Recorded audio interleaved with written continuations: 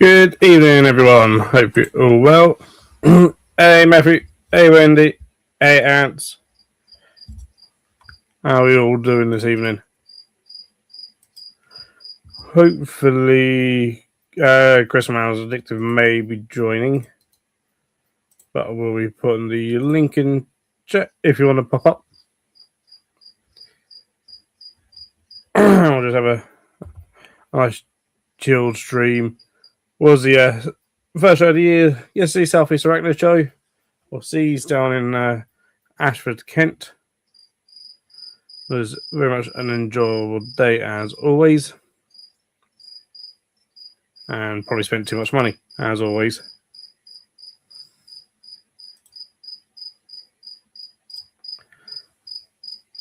The video for that, I'll show you footage along with what I picked up and stuff will be publicly available on Wednesday. It is currently on early access for early access channel members and patrons.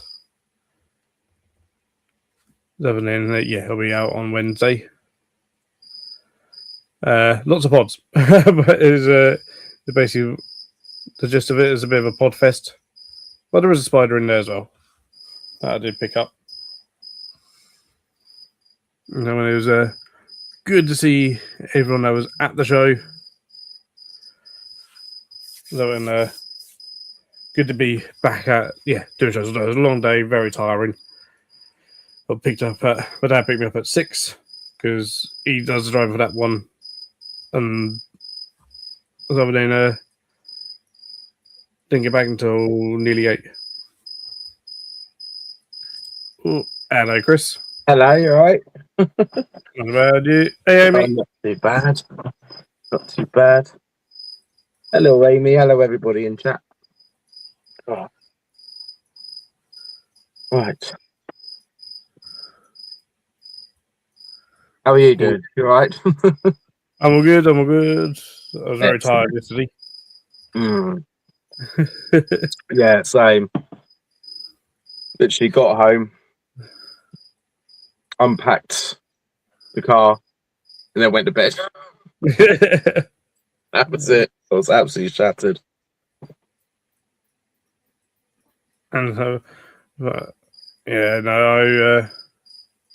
wasn't too late to bed last night. I sort of got back, unloaded stuff back into my car and my dad's van that stays in the car, and brought everything back up to the flat, had some dinner, and went to bed. Yes. We stopped off at McDonald's on the way home. Okay. Chris, did you hug me yesterday, Phil? Bad, Chris. Apparently, you didn't give Amy a hug yesterday. Ooh. I am very sorry. I'm very sorry. I do apologise. That's right. Matt didn't give Chris a hug yesterday. No, he owes me 2. I'll get them at Bloodstock. It's fine. What was that? Amy's decided to feed all her mantis and didn't quite realise how many she actually has. Oh, God. Yeah. Oh, apparently it's Matt that reminded her that you didn't give her a hug yesterday. Oh, I see. Yes. Thanks, Matt, for reminding her with not. Yeah. Hashtag blame Tarantula Rookie. Yes. Yeah, I've got to unpack. I've got to rehouse stuff. If I get a chance. Yeah. I do love the after show.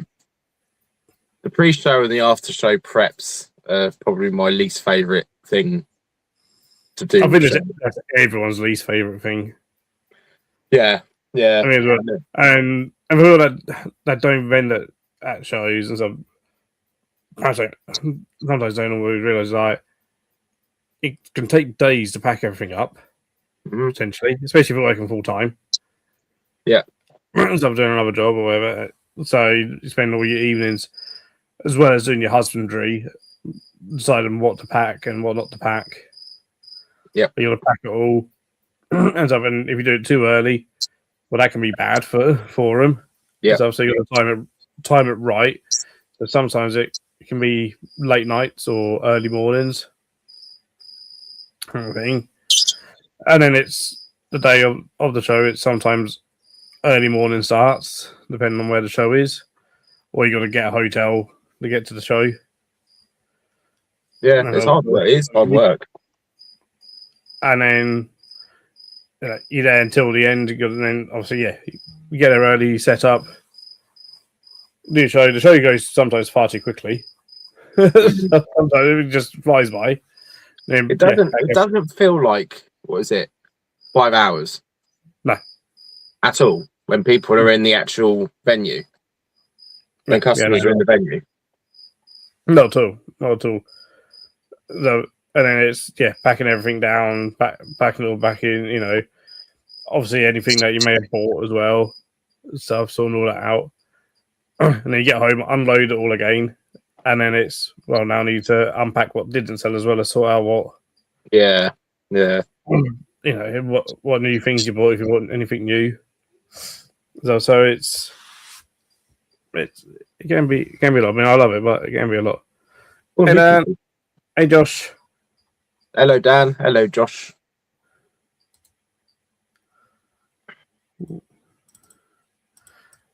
So there's Josh, a lot of hours get home all right. that go into it. Yeah, definitely.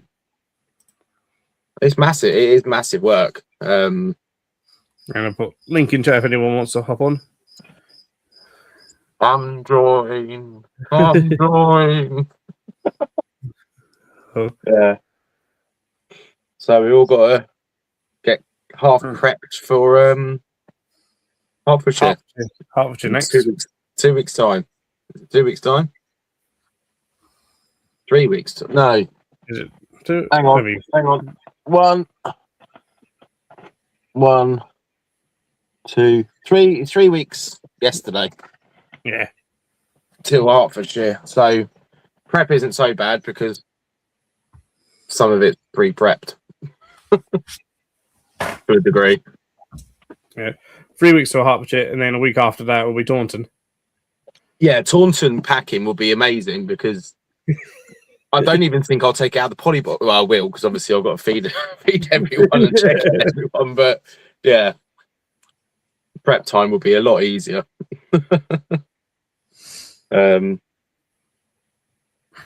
Yeah, then it's a full month, I think, until it's a full month till Barnsley. Barnsley, yeah. Because there's not any others in between Taunton and Barnsley. Not that I'm aware of, unless there's any sort of ones that are popping up. Yeah.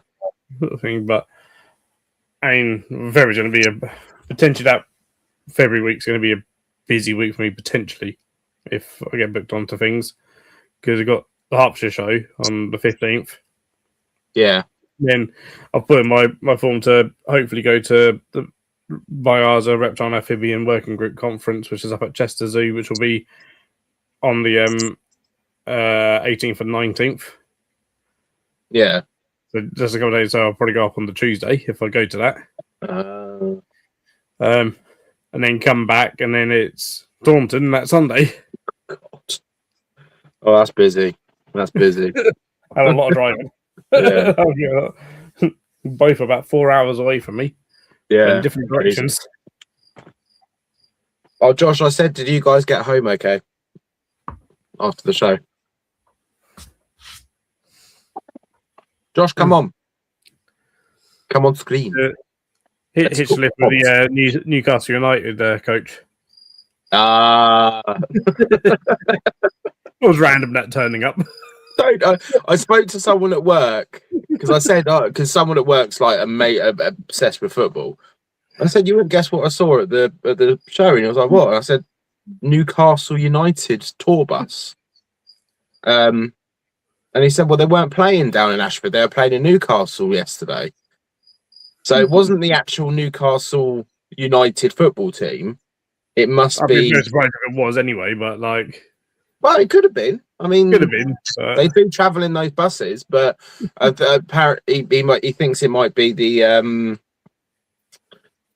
women's football team or the under 18s football team or something. I don't know, or 821s football team. Yeah, Josh, he's coming on. Yeah, we can talk pods and stuff. Yeah, it was just random that turning up right at the end. I know. And it was. I think it was waiting for all of the vans and that to move, because I think Matthew's van was like parked there, waiting, like, and they couldn't move because his van was parked there. Ooh, Wendy has just decided to go to Taunton shows. It's just before the birthday. Fantastic. We'll see you there. Nice. Definitely see you there. Looking forward to Taunton. It's my anniversary trading show.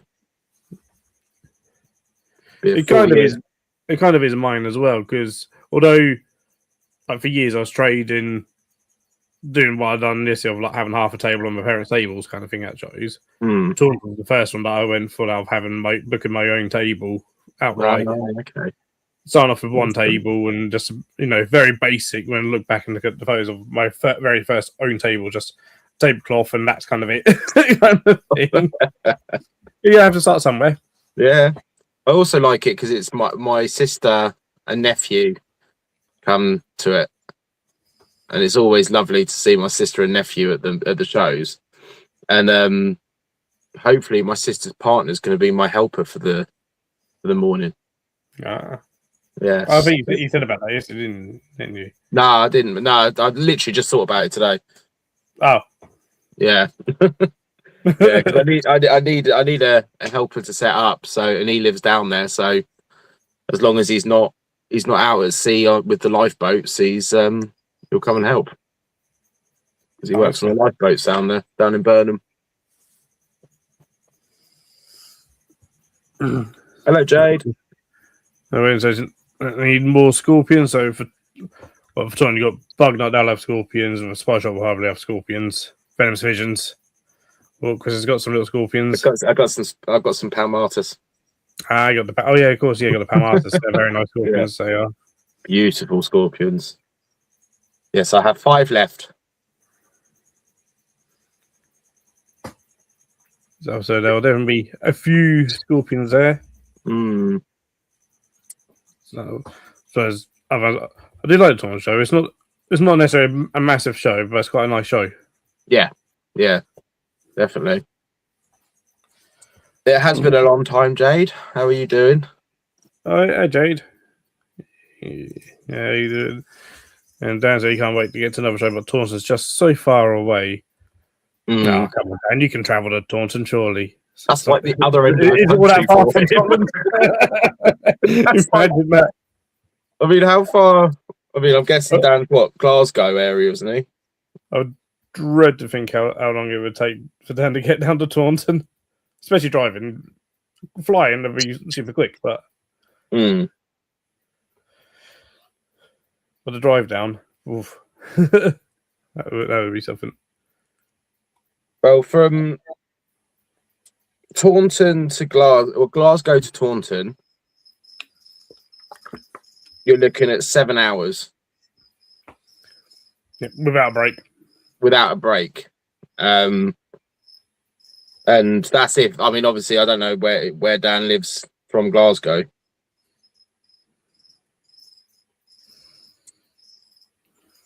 Yeah.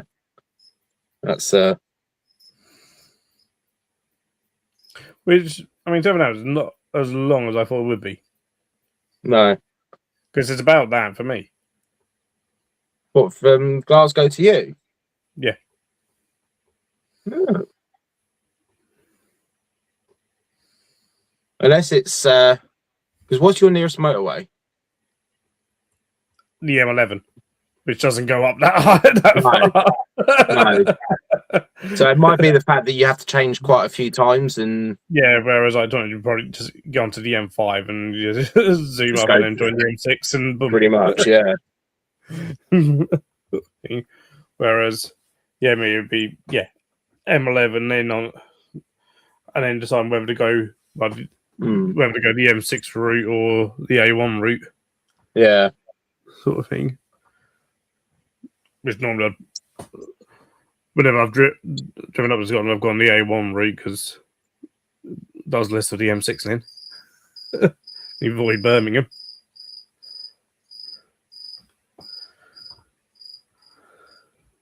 so I think, Dan, if you were to get a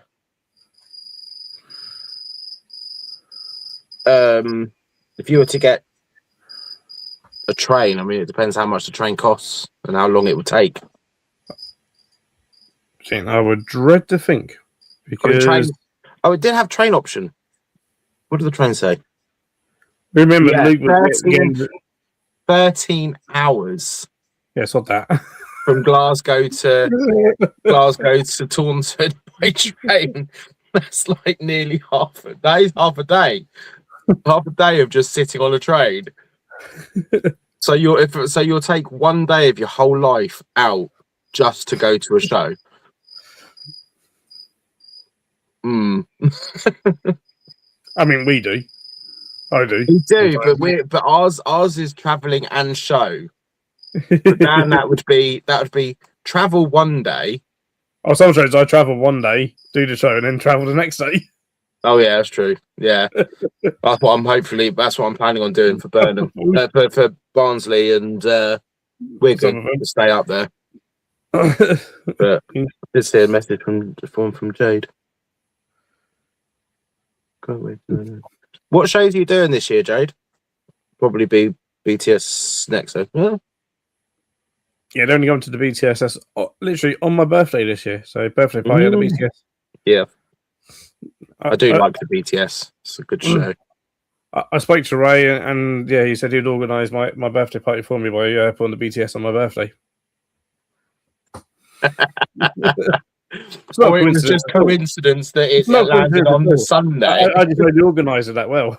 Oh, okay. It's not coincidence that it just landed on a Sunday and BTS landed on a Sunday as well. And that's always been on a Sunday around my birthday. Why has my camera just gone off? I don't know, but there's a person joining us, but we don't know who because it's dark at the moment. It's Josh. We don't know who because I can see it's Josh. He's got his piano back. I love living the high life. He bought his piano back. I've started to shop at Lidl instead of Aldi now.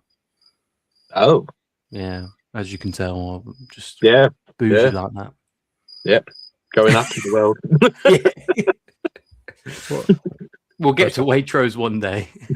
To be fair, do you know what? I've been in Waitrose once, right? And I did one shop and it was awful. None of the food tasted good. I reckon people just they just don't eat. These rich people don't eat because food tasted awful. I had these like seaweed crisps, right? Because I was like, that sounds. I was like, well, there was loads of them, so I was thinking, they must be doing pretty well, right? And they were fucking awful. Worst thing I've put in my mouth. Well, maybe not the worst thing I've put in my mouth, but so you join and Phil buggers off. Yeah, well, come back to of the worst thing that Josh has put in his mouth. What's going to happen? Well, me and Chris had to get out and after the show. You know what I mean? Do you know what? I don't think I've ever actually shopped in Lidl. Ever. I've shopped in Aldi. To be fair, I haven't either. I was completely joking. They're going to build one like across my house, which I'm looking forward to. Anything that saves money, I'm well up for. But they build a Lidl, and then Invert UK shows take out a Invert show. Yeah. Sad times. Well, it is sad, and I think that if anyone from the Invert show is watching, bring back Peterborough. To be fair, like, I do kind of understand it because Peterborough is a Peterborough is Peterborough. Yeah, Peterborough is Peterborough, but there's a show in Wigan. Peterborough over here in Cambridge. yeah. To be fair, there is a show in Wigan. I mean, when I left Wigan's show last year, right? I'm sorry if anyone is watching from Wigan. I left with the Wigan show, driving down the road, and there's a Halfords car place that was on the left-hand side. So I looked over, and there was a biffa bin ablaze next to the building. Like someone had set fire to this biffa bin at the side of Halfords Auto Centre, and people were just walking casually past it. Happens every day.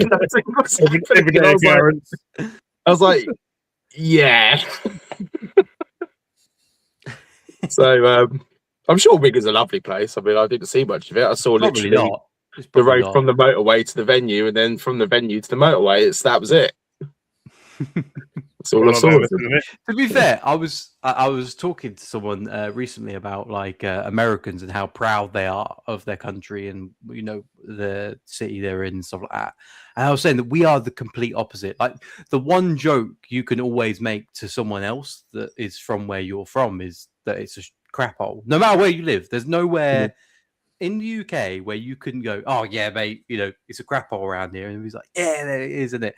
And it's kind of some camaraderie about how much we actually hate where we live. I mean, where I live, the guy I went to school with, a few years ago, he robbed a bank, robbed the Lloyds TSB in Chesham, without being covered up. And then only got 30 quid, I think. And then the next day, he went back to the same bank and robbed it again. Seems worth it.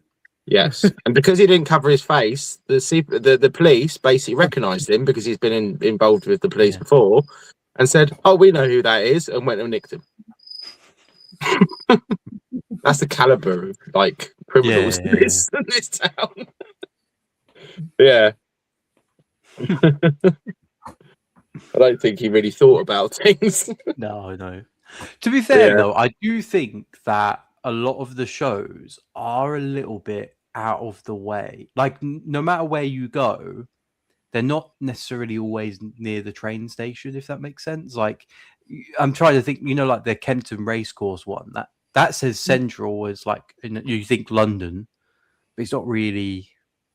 on the outskirts of London. It's just very on the outskirts. Luckily for me, it's just on the outskirts of the ULEZ because my car's not ULEZ compliant. There you go. So it's just outside London. But as a for us, like it doesn't matter too much, right? Because we get taxis there and stuff. And drive obviously. But I'm just thinking, like from a customer standpoint, it would be really nice if they could just jump on a train and it be there. Because you can't I think the problem is it's the venues. It's where the venues. Yeah, it's well expensive, right? Yeah. It's going to be expensive. Kempton does have the advantage of that. It does have its own train station at the venue. Does it? Yes. I didn't know. Kempton Park Railway Station. There's a Kempton Park train station. Yeah.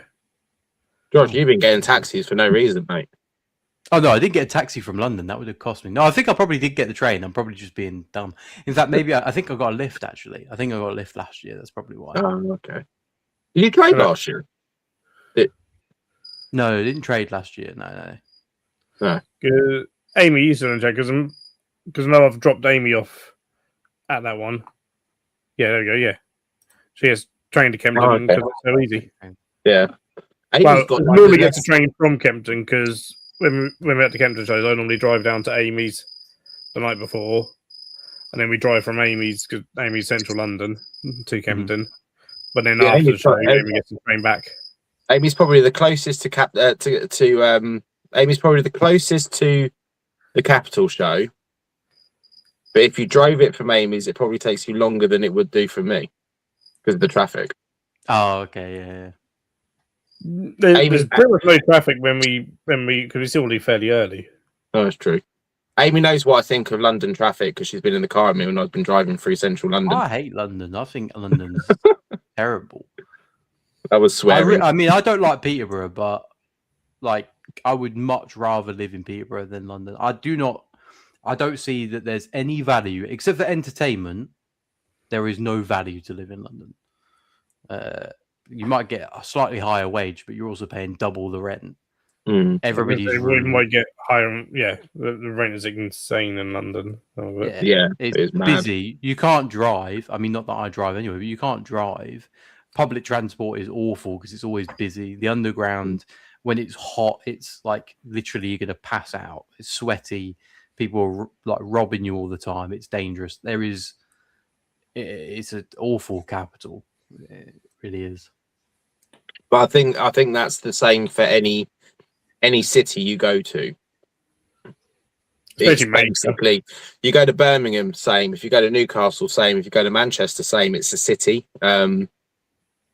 I don't know, because like, don't get me wrong, I don't like Manchester, for example. I've been there twice, and both times I've seen people like getting robbed, and literally I had to I had to give a police report the first time I ever went. But I still think that London's just above all of that in terms of it's just terrible. It's genuinely just terrible. I used to live in the centre of Leeds for a couple of years, literally like above a pub because my nan and granddad were the landlords, and I thought it was great. I loved Leeds. I thought it was a nice place. Yeah, cool. You had like some trouble every now and again, but it wasn't that bad. I just think that London's just the worst. Yeah, well, I'm not a huge lover of London, but I think it has its nice points. I think it has its appeal. Really nice. I think the people that live there that love the hustle and bustle and the busyness, and yeah, it's I think it's. I've got a few friends that live in London, and they seem to love it. So. It's entertainment wise. That'd be what it is. Best place for entertainment. Yeah, it's one of the best places for like you get some cracking gigs. Mm-hmm. Like there's always some live music going on every night if you want live music. Comedy shows, all sorts. It's great for entertainment. So, Dan says Edinburgh is cracking. Edinburgh is a nice city. Do you know what? Although my heritage is all Scottish, I've never even been that way before. York, fantastic city. Again, I do like York. I've been a couple of times to York. Me and Amy actually went to York last year. Yeah, York's nice. It's a very pretty city, especially with all the Viking history of it. The shopping is insane in York as well. Me and Serena went there recently. I couldn't believe how many shops there are there. Yeah, it's good. There's so much to do in York as well. Well, like good. If you haven't been to Jorvik Viking Centre, I highly recommend Jorvik Viking Centre. It's fantastic. So, but then you got like places like the Shambles. Yeah, that was good. Yeah, we did like the whole touristy bits. We loved every minute of it. I did say to Serena though, although we're not big drinkers anyway, I was saying that if you try to do a pub crawl in York, it's a death sentence. There's a death sentence because you'll get alcohol poisoning like 1/4 of the way. There is a pub every three shops down. It's pretty insane. But isn't there a good pub crawl of doing it on the Northern Line? Is it the Northern Line? You get off at every station on the Northern Line and go to a pub. Yeah, but that's the thing. You're probably going on stations like York. You literally just walk 2 doors. Like it's 2 doors is pub. 2 doors is pub. Is I've never seen anything like it. I did Shaky Wakey once. And that almost killed me. I wouldn't be able to do it in York. 2 miles from Bugs UK Bug Parks, and Norwich is my city. I used to go to college outside Norwich, so nice. I need to go back to Norwich at some point. I haven't been to Norwich properly for years, but when I'm in my teenage years, hanging out on the steps of the Forum, the Norwich Forum. If you live 2 miles away from the Bug Park, you could be working for Bugs UK. Phil. Well, me. Yeah. Yeah, but I don't live 2 miles from No, Bugsy. but yeah, if you did live 2 miles away, you could be working for Bugsy. I nowadays live a lot further.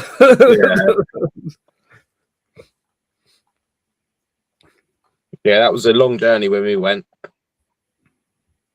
A long old trip. So, when I went to college, not far from there, because I went to Eastern College, which I'm sure Ants is probably familiar with if you only live 2 miles from Bugsy Cay, though, and lived in at Eastern College.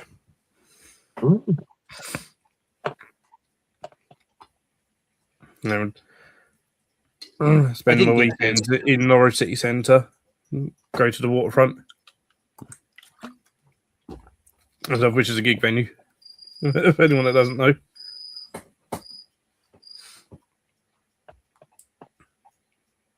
I didn't get to walk around much. Did Bugs UK have some cool stuff this time?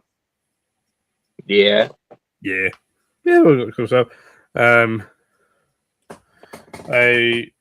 Voodoo Mantis pairs, Bulldog K-League pairs.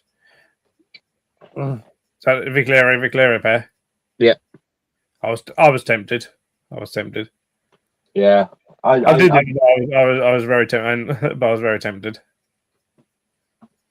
I was tempted to go to get all their buy some of their Sturmies. But Portsmouth took them all. Yeah. I literally stood next to him whilst they were like grabbing everything off the table. I didn't even see him. I just saw them walk off and then saw the sign like, okay. Yeah. Yeah, literally bought all of their Sturmies. I mean, I'm not surprised. No. I mean they're an absolute steal of a bargain. So I don't know if it's old again, but it was there for a hell of a long time. It was a real nice colony of leafcutter ants. What? Well, they brought one. They had a nice size fungus garden and colony of Acromymex optospinosis For sale? Yeah. Oh, man, I'm gutted. I probably would have brought that. Well, then again, it depends on price, actually. But how much was it? 200 for like a pint cup of it. It's not bad. No, for the size of it, I was like, that's a decent price. I'm surprised Jeremy didn't walk away with it. He was too busy getting drunk. He was. Yeah. Surprisingly, he was quite sober on the way home. Oh, wow. Yeah. I've heard everybody got a viewing of Jeremy. You should ask him about it. A viewing? I won't say no more. Yeah. I think he told me in the car. Was it a couple of people nearly saw his little? Yeah. Yeah, I heard that.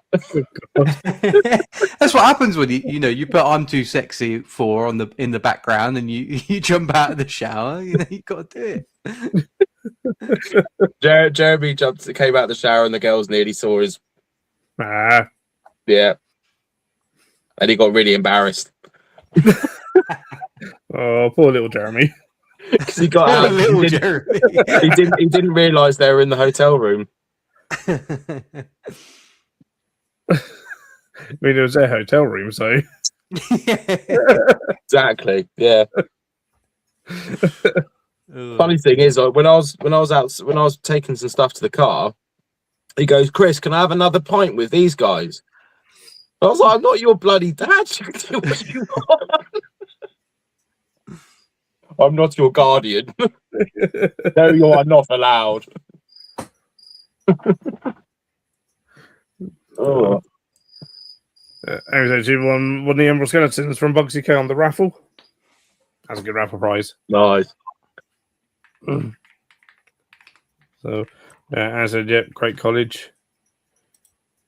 And weird thing is buys from Bugsy Cay at shows and then drags them all back again. Yeah. Especially when you live too much, like just pop around and get them. Because I mean, they've done that a couple of times actually. Order stuff and then just actually gone there to pick it up. I just love how weird stuff they have there on their tables. It's just you never know what they'll have. And like, okay, Yeah. years ago, before Bug Park, when mine was doing it more as of like, five tables sometimes of all sorts of weird models, all sorts of different centipedes and millipedes, all sorts of different snails. Even like, I remember years ago, I was still in the process many, many years ago, and I think it was a Doncaster reptile show, so that's going back quite a while now as well. I got giant velvet mites from them. Giant velvet mites for sale. Giant velvet mites. Yeah. It's different. Fair enough. I really want giant velvet mites. Hold on. Who did you say had them? I used to keep them. I used to keep Oh, them you because used to keep them? The red ones? Yeah, from India. Oh, I'd love some of those. But you can't get them from India anymore because India closed its borders. Damn. Sort of thing. But those are used to be able to get wetters and velvet worms. I was offered loads of velvet worms recently, but someone said you have to keep them in the fridge as well for breeding. Yeah, they need it cold. I think that they will be. I think that they'll be available in the UK within the next month or so. So it might be a chance for people to get them and give it another go. It's not something It's not something that I'm looking to try though. They look really cool, but it looks extremely difficult, and I don't think that it's a challenge. They are difficult to keep. What the mites? The velvet worms. Velvet worms. Oh, velvet worms. Yeah, especially seeing as apparently they used to be like quite cheap in the UK, but I can assure you, like they're not. They won't be anymore. I don't know if it's because things have got harder, but to get, but yeah, probably they seem to be selling for more in their own countries than we paid before. And I think when I got the velvet worms, they were 10 to 15 each. Yeah, I can't remember the price now, but I know it was. I know it's a lot more than that to get them, as a business. So. We went and collected 20 centipedes and a load of tree spiders from Bugsy Cave once. We did indeed. That was like a day after a show as well.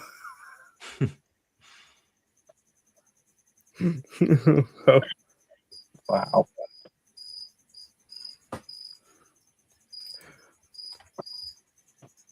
And you've heard me saying that maybe I'm too young to remember the EHS, but I do remember the EHS. I used to be a member of the EHS. I remember their shows as well, including when it was at Helston School.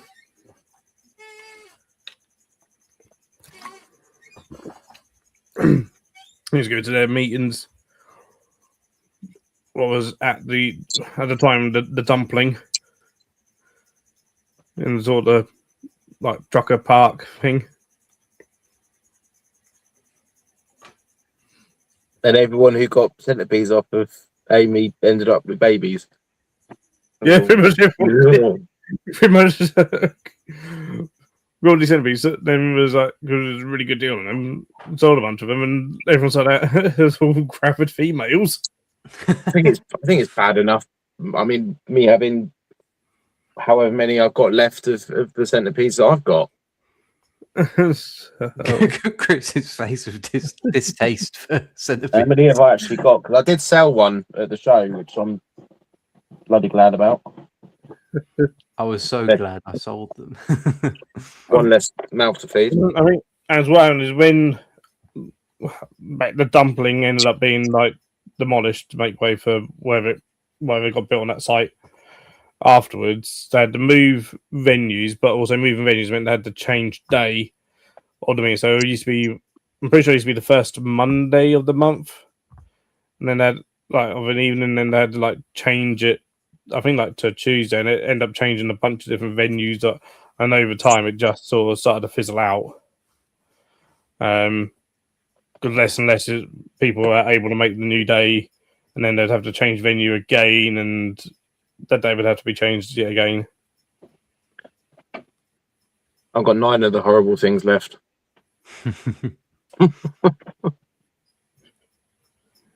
I've got like a new desk pet that I'm like absolutely loving at the moment, and they've just had babies, and I can't stop looking at them. What? Pseudo scorpions. Ah, so those nice.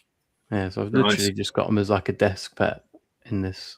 I've built this like little enclosure, and they just sit there. And I noticed the other day that they'd have babies. They're like literally microscopic, but Oh, nice. I've got a little magnifying glass here that I keep watching them.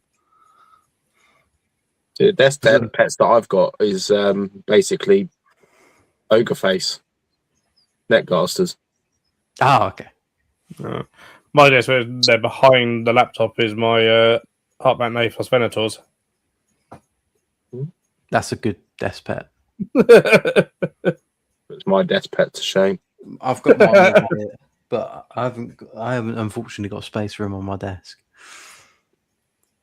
I mean, at the side of me, I have got the 4Es, both my assassin bug colony. And then because all round you've got The hermit orb weaver, and yeah.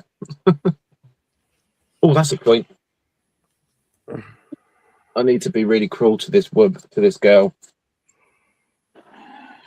I need to take her dead dud sack out. I didn't. I was thinking about looking at going to one of the IHS meetings, but just the amount how quickly they get cancelled is just it just seems very risky. So they shouldn't get cancelled as much now because they found a good venue. They've had a venue that wants to work with them, and it's independently they said that owned about- and stuff. I think it was the Blackpool one, but Yeah, that's where it's being held at. yeah. But I said it to some of the other traders, and they said that apparently they had it in Blackpool before and it was cancelled. So I'm like, I don't know. I won't be at the IHS shows this year, and the only reason is that one of them clashes with Bloodstock. So I'm at Bloodstock, rocking out with Chris and Matt and Connor and James and Nick and whoever else ends up there. And then I think the other IHS meeting is on the same day as the Wigan show. So I'm trading at Wigan. Oh. That's unfortunate. They're very close together. Yeah, they're about an hour away from each other. Oh, gosh. That wasn't very well thought out. There you go. I'll give you some water just because I've taken your dud sack away and you're going to probably be upset. Now you can lay a fertile one. There you go. Sorry, talking to my spiders. The feather-tailed look really cool, Amy. I still want to get the millipede mimicking centipede. I just can't afford to feed it. It's the only problem. I just don't want centipedes. Yeah, you got 9. But then I got 9. But they are only they're the red-tailed centipedes, so they don't get big. They still creep me the hell out. I would rather a big one than a small one. I'm actually more scared of like small spiders than I am big spiders. You could, because like, if you want big spiders, I got some ones that will get big. So is Phil. Yeah, I've got some ones that will get big as well. Yeah, these will get really big. Are they some birdies? Are they? Yeah. Did you know that was my first ever tarantula, Chris? What, a bird eater? Yeah, I won Which it at one? the pink toe. The Apophysis. With an A, I think. Yeah. Apophysis. These ones are blondies. Which get bigger. They get huge. I'm going to How grow long do them. they take? Like 20 years, something like that, to get to full size. No. Well, I would know because I got rid of mine. Like I had a handyman come over, and he's wife just happened to be on the phone, and she said that when she moved from her country, she was forced to give up her tarantula, and it was the only pet she'd ever had. And she was telling me about it, and I was like, well, I've got one that like I kind of like, but I also don't. I was like, would you like it? And she like literally was like in tears, and I was like, oh my god. And now she looks after it, and she sends me update photos, and look at the creepy thing every now and again. Go, yeah, well done. I probably shouldn't have said about our chess at Blackpool being on the same day as Wigan, because Amy may not be helping me out at the table because she may end up disappearing with my dad. Go and help him out at Blackpool. Oh, is your dad at Wigan at the IHS? My dad's going to be doing IHS. My mum's going to be doing Wigan. Oh, that's smart. Yeah, that's smart. I wonder if Alice would. No. If you want to trade at IHS, first off, you need to be a member. Yeah, I don't want to be a member. And then it's a ball like if you're doing inverts, they get tables. Really? Yeah, Why? they have a go at you for doing inverts. Oh, essentially, I emailed them. They didn't seem to be bothered about it. depends who you get. I think it does depend who you get. It probably also it maybe depends on how much interest there is from, like, because if they're fully booked with reptile keepers, then they're probably a bit more like. I swear Spar Spiders has traded there, and oh no, look, trades there, but you told me the sort of the issues he had with when he first like book tables there. Also, booking is a rigmarole because my dad goes through it every year. You get the forms through, and you put down. You have to put down which shows you want. You basically apply it for that, and then you can't just do it like a lot. You know, a lot of shows where it's so like Invert Shows UK. You know, do it online, done, sorted. You've got to send in an email with your booking, and then phone them up the next day to pay. But then they go, "Oh no, can you wait?" And it's all a rigmarole to actually pay for your tables. So, and what Luke had is, he ran up about booking tables. You got one person, and they said, "Yep, you can have tables, but you need to ring this person to pay for the tables. I need to ring this person tomorrow between this time and this time to pay for tables and quote this or whatever." Done that, he got through to then who was then the main organizer, who you don't want to annoy because otherwise they purposely put you in bad positions. Mayhem was like, "Oh, I want to pay for my tables." I was like, "Oh yeah, who you are?" And said, "Ask Spiders," and went, "Ah, yes, an invert person. You're lucky that so and so said yes, because I would say no to you because we don't want inverts here." Oh wow! Like, you've got your own shows you can go to. I was like, all right, dude.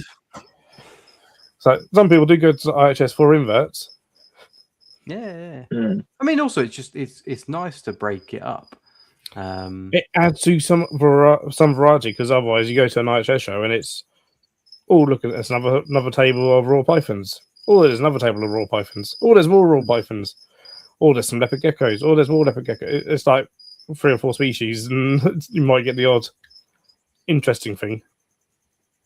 Not that they're not interesting, but like no, I think there should be a lot more kind of things at shows, just in general anyway. So I think that like adding a variety is good,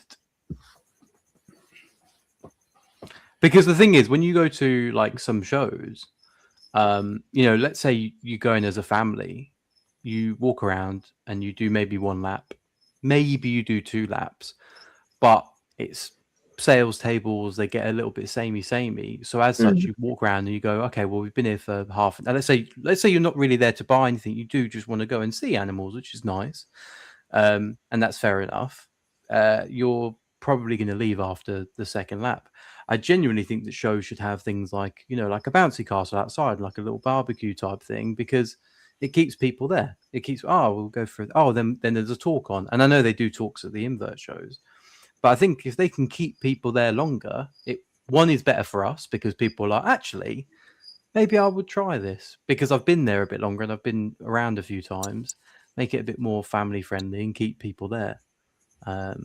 Because I think that like it's good for it to be a trade-in show, but equally, we're there to expo our animals and talk about things. So it'd be nice to get a little bit more interaction, maybe at some of the shows. Maybe they'll do something like that. Maybe. I just put a fair few of the vendors out. I just have a small like side row on the table of inverts, but it's usually isopods / cleanup crews. Always isopods. Totally makes it. Yeah, because like the agree makes it a convenient event rather than a shopping day. Yeah, because the amount of like Comic Cons I've kind of been to, and it's just sales tables, and I'm like, okay, well, what I wanted was the experience. I wanted the experience of you go to a Comic Con and there's some talks and there's some things to do, and you go around and like, yeah, cool, you might buy some things, but it's an event. It's you get together, you talk, you go and sit outside, and you have some food and stuff like that. You know, I want to make an event. I want to feel like I've got quite a bit for my £5 or £10 entry. I've got the opportunity to buy something, but also talk to people, or just do different things. I don't know. That's one of the reasons I really like Mildenhall, where you do the reptile stuff, like so people can actually interact and see a few things. Now, obviously, I don't think that everybody should copy the same ideas and do that. Like, it could be it literally could just be at one of the shows. It's like a family. They have a family zone where the kids can kind of go and play, while the adults go and have a look at what they want to do. Or the kids like, have a drawing event or something. They had a Hampshire invert show. They had like a little area that they set aside as just like a kids area. It was just a few toys and a bit of a sensory area and stuff where like the kids go and play and stuff. I think Essex show had that as well, didn't they? Or they had something. From what I remember, I think they had a kind of a quiet area or something. Maybe, I can't remember. Yeah, because I know the only other show. So your show obviously has Mildenhall has the reptiles. I think the only other show that did reptiles I've seen was Bournemouth. They didn't have. Oh yeah, no, they did have a couple of. Yeah, they did have a couple. Have a lot. They didn't have a lot, but there was a couple there. They did. Hampshire had Leah and Terry doing a bit of a reptile display and talks. So I mean, we're not the first. Mill's not the first to do having a reptile display. Like Invert Shows UK used to actually do that. Oh, okay. In the first sort of few years of doing shows, they would have Animals UK come along with reptiles as well as exotic mammals and stuff. They even had the shows were a bit smaller then, but some of them same venue, but some of them in sort of the same venues that they are in now still. But yeah, it had Animals UK bringing reptiles and some exotic mammals. There was also a bird of prey display team. Oh, see, that would be awesome, sort of thing. But where for most of those, they just had the birds there. They stopped the birds of prey after the year that. Do you guys remember the Brighton show? I mean, I only started shows recently, didn't I? Amy will remember the Brighton show. I'm sure Amy's been. Amy. Yeah, that's where me and Amy first properly met. And so that venue had the bird of prey in there, and they were flying them within the venue over the vendors.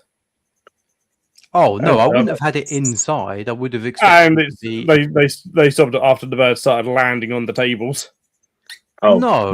What? No, sorry. Sometimes you gotta use your head on my parents' table on like the cushions and stuff. Because there was nowhere in the venue for the bird to land. It was like, what are you flying birds in? There's nowhere for it to land. Well, they need landings. I mean, if they had put like a landing posts either end or dotted around, then possibly. No, it needs to be outside. And there needs to be like a controlled kind of environment. Not. I think Capital Show had an owl a couple of years ago. Was it a couple of years ago or last year? There was an owl. I don't think it was part of the show, but someone brought an owl, and they were outside. Well, someone brought a reptile, didn't they, to the show recently? It was Southampton, because he was at my table and he had it on his shoulder. People shouldn't be bringing their own pets, but no. But an organised event. The thing there is that with the video, one they got kicked out, but they weren't really forcefully kicked out or anything. But the problem is that could actually look bad on Invert Shows UK. If someone was there, if they haven't specifically put in that they're gonna be reptiles there, the council could actually come down on them for that. Mm-hmm. Yeah, licensing and stuff like that. Yeah, there was a show that we were at when there was a pigeon. Someone brought a pigeon in a little cage with them and a snake.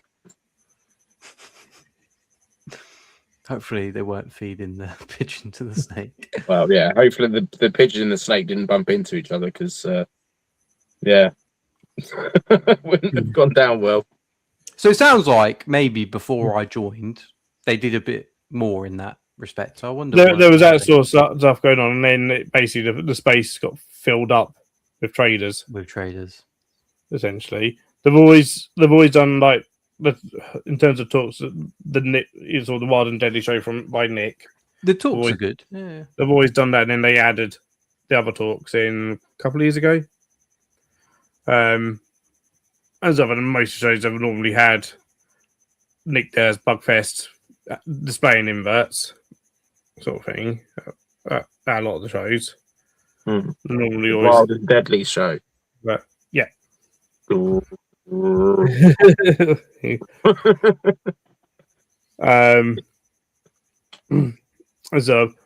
I know BTS, when BTS was at school, going back many years, they used to have talks on during the day as well, in a separate room,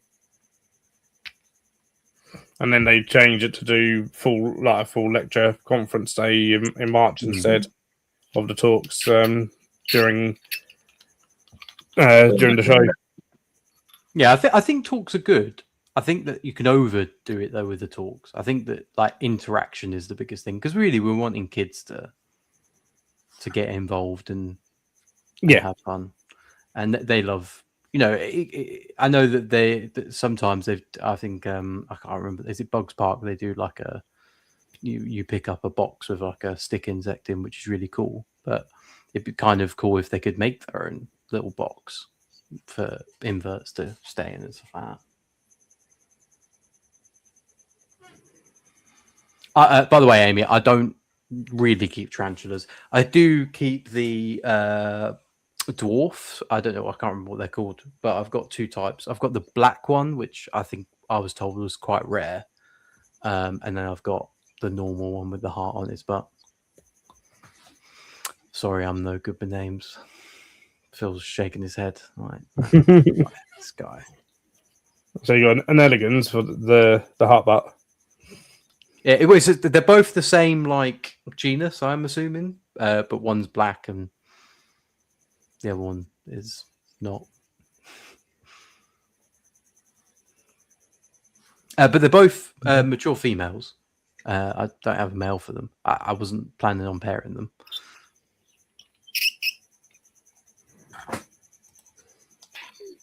Well, unless someone wants to borrow them to pair.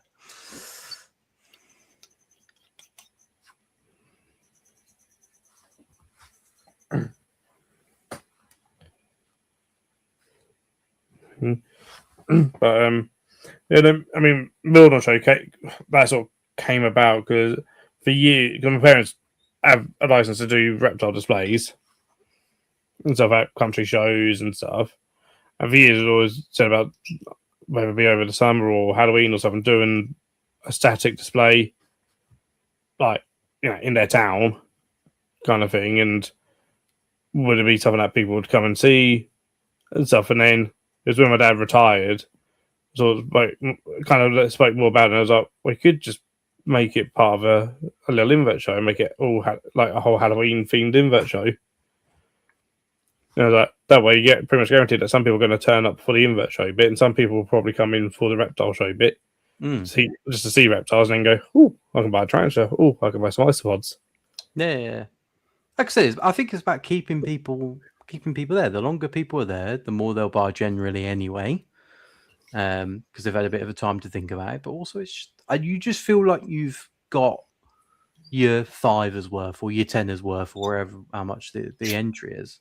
Because that keeps you coming back next year. Oh, that was really good last year. Whereas if you spend a $5 and you walk around and there was nothing to do, well, I won't come back next year. Waste of money, right? Well, yeah, we had this museum. We have this cathedral in Peterborough, and they did a dinosaur exhibition. Didn't Dippy go to Peterborough at one point? Who? Did Dippy go into Peterborough Cathedral at one point? Oh, I don't know who Dippy is. The cast, the Bloodicus from Natural History Museum, when he went on tour. I'm not sure.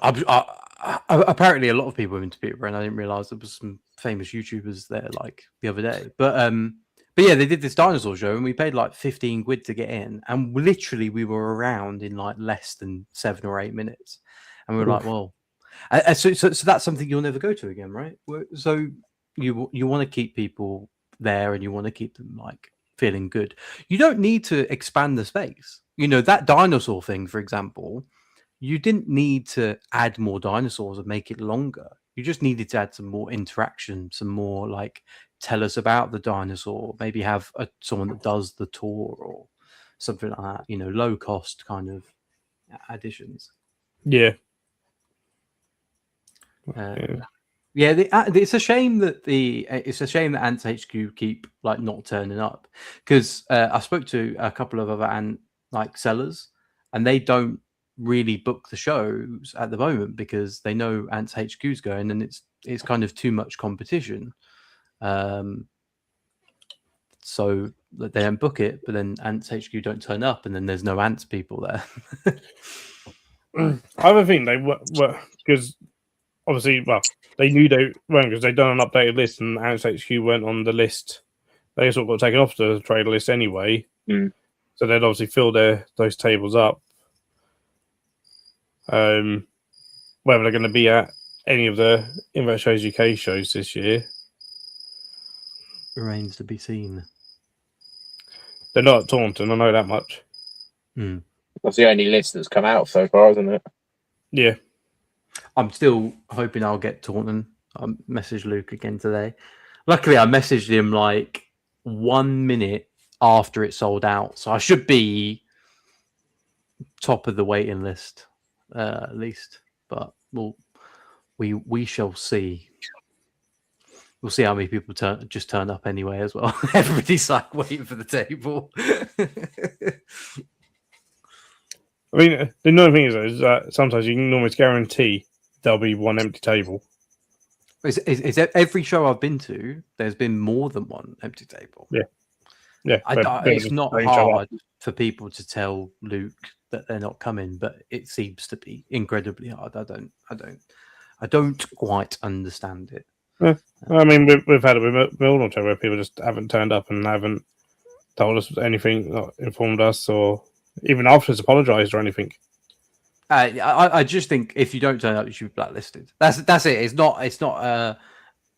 It's bad for the show, and unless there is an extreme reason, which almost, even if you say, okay, well, sorry, if sorry, we had to rush to the hospital last night, that's a reasonable excuse. But if they were like, sorry, this cancelled or that cancelled, where it's like, well, you could have let us know yesterday then.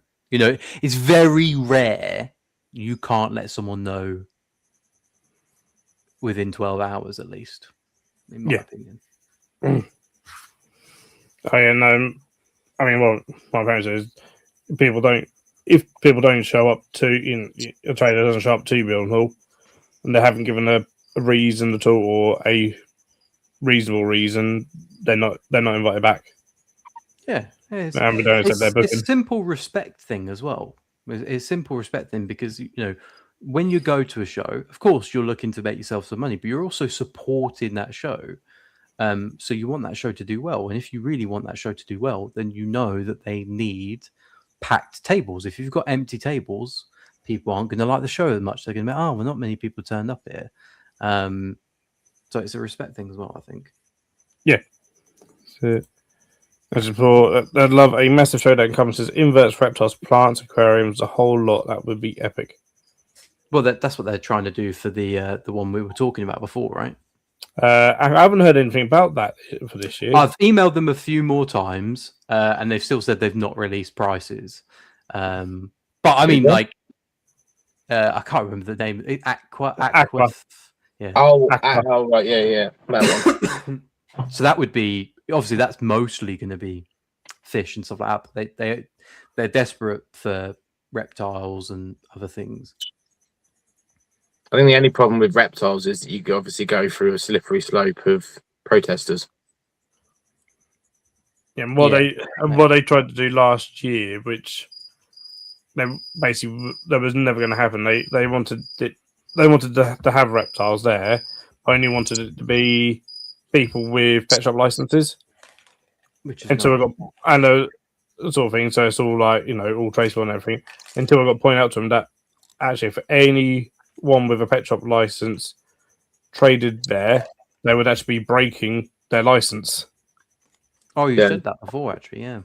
Sort of thing, because they're licensed for their premises and that's it. And as the law states, a licensed person, but someone with a pet shop license, an AL cannot trade vertebrates at something like a show or expo. They can trade dried goods and live feeds and frozen feeds and stuff, but they can't trade livestock. Yeah. In terms of reptiles, amphibians, things like that. And so it'd have to be private breeders, which is certainly doable because there's plenty of private breeders out there. I think the only reason they probably wanted the established shops, right, is mostly because they know that they'll be able to get more money out of them. That's what I would assume anyway. I mean, the tickets are as expensive as we maybe. think. I think what looks like that show, they just want everything to look more polished, and more professional, which is fine. Sort of thing. That it's because from what I've seen and speaking, I spoke to I spoke to East Temptation Craig because she traded there last year and she traded there the year before as well.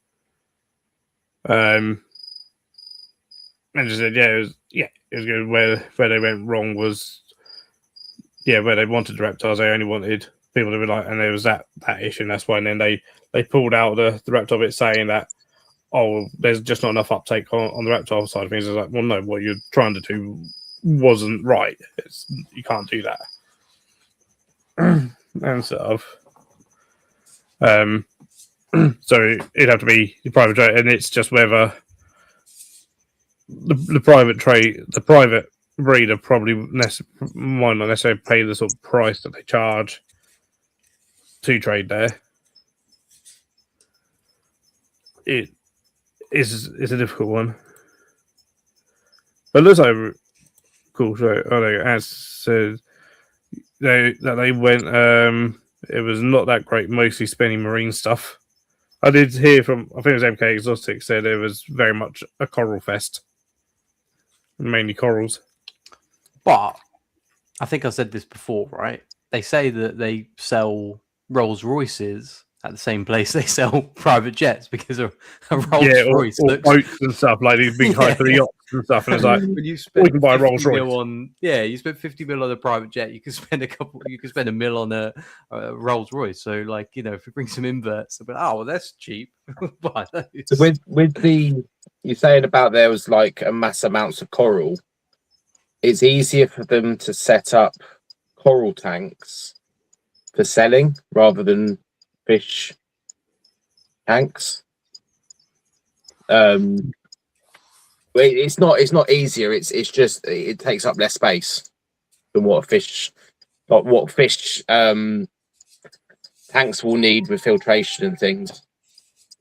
Yeah, it must be hard. Obviously, the to corals need bring that filtration, but yeah, because I used to work for Tropical Marine Centre, and they only ever took corals with them. They never really took fish to these expo things because it was easier for them to transport coral than it was for them to transport fish. Yeah.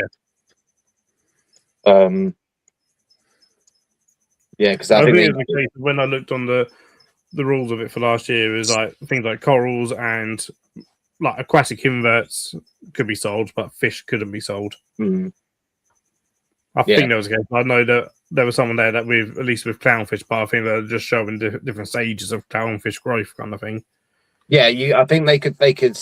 Yeah, I mean the ones that Tropical Marine Centre used to do was the one. There's a big one in Germany, Nuremberg.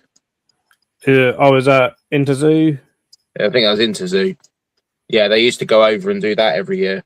And we had to like box up all the coral and stuff to take that, so they take it over with them. I don't think they used to sell. I think they took the coral over for like the show tanks. Yeah. Well, that sort of one is more okay. I think Interzoo is one of those ones where it's more of a trade show in terms of showing wholesalers and shops what products they do. So it's not selling to the public; it's where like shops and wholesalers and suppliers can go and see them and then go, oh yeah, can we put this order in to buy wholesale sort of thing later on down the line. Yeah.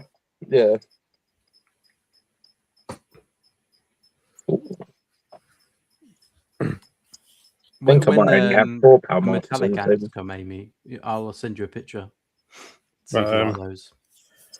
It means that aqua show is what one thing would potentially, is like where it would do well would be like lots of vampire crabs. They kind of transcend a few things.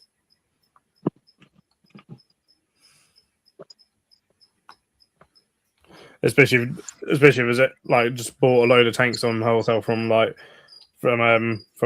customer query, done them all up with crabs in them ready to go. Is like, you can just buy this tank with crabs in for this price. Yeah. I think you like you would need to just to guarantee some money back, if that makes sense. Because like going from fish to crabs is a smallish jump. Going from fish to a scorpion is a bit more. Fish and crabs go together, don't they? That's what I said. It's a small step. But you're not getting what I mean. Oh no, it's going completely over his head.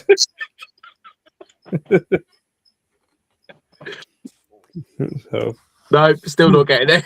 No, I have absolutely no idea. You have to give me hints. The smell of fish and go to the doctors for the crabs. Oh, I see. There we go. There we are. I see.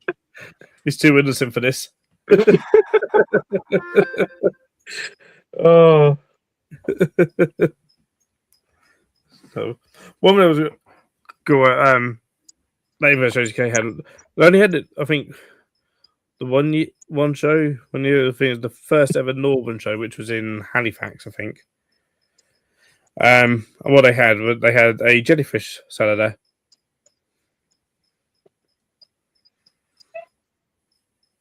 I mean, is it an invertebrate or is it not an invertebrate? But they're invertebrates, so they don't have a backbone. Oh, that's true. They don't have a backbone. They don't have an exoskeleton. No, they're just jelly.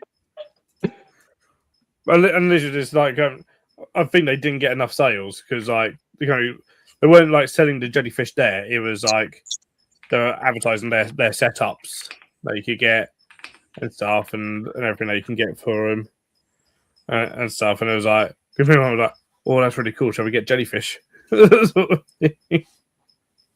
Jellyfish are cool. I'd love to have jellyfish, but yeah, it's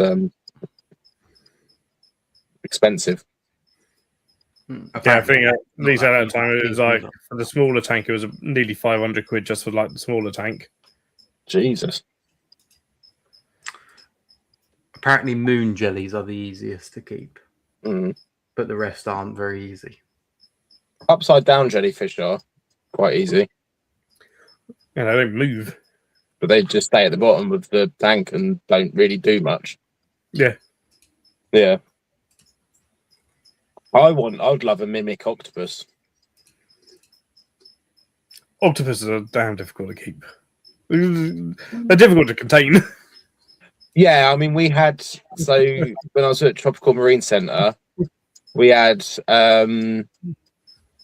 mimic octopus, and they were in a pot with the lid on in a tank, and they still managed to get out. Yeah. And then we had blue ring octopus. Oh, God. Yes. Which, did you actually know? Interesting fact, it is the blue ring octopus is not on the DWA license. Yeah. You can legally keep what the world's most venomous animal without having a DWA license, which is scary. Or one of the most venomous. But anyway, we had two of them come in. I think they were going off to an aquarium somewhere, and they were in a pot, in another pot, in a bag, in a tote, in the back in the quarantine area on the system, and it still got out of a pot, in a bag, in a tote, and got into the system. It wasn't great. They had to close the fish house down because Tropical Marine Centre is a wholesaler, so they do wholesale for aquariums and fish shops and things like that. You buy normally if you buy a fish from like a Maiden Aquatics, it's come from a Tropical Marine Centre, and the staff will come to the centre. Most shops that sell marine, they get it from TMC. Yeah, so the people actually come and they pick their own fish out. They have little white buckets and nets, and they go along and they fish buckets into the nets, and then they put it into an island station, and then we would then bag it into bags and put it into boxes. But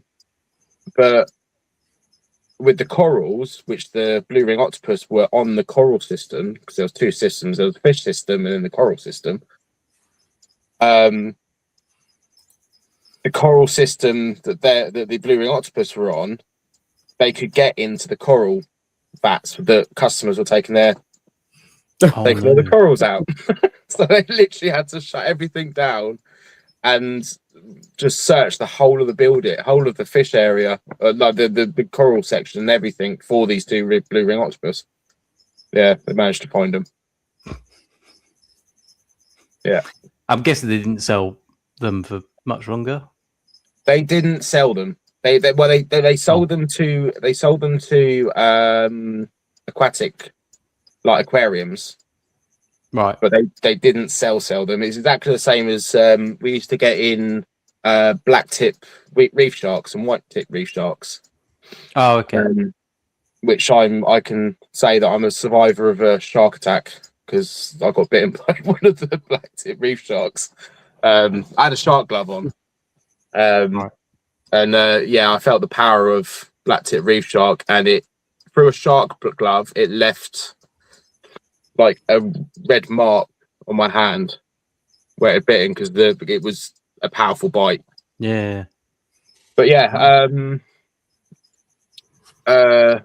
they don't sell black tip reef sharks to members of the public. They only sell them to aquariums. Yeah.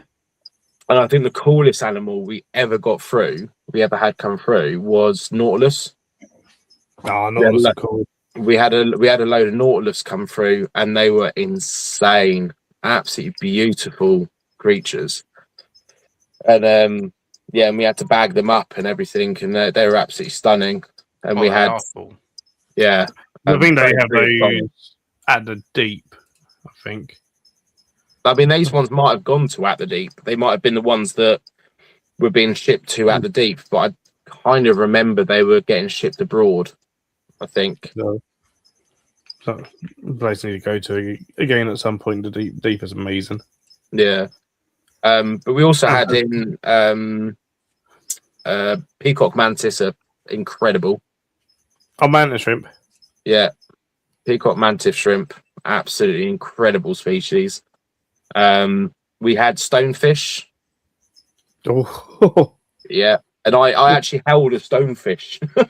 God. Knowing how venomous they are, I held one because they're not actually dangerous unless their dorsal fin come up. Yeah.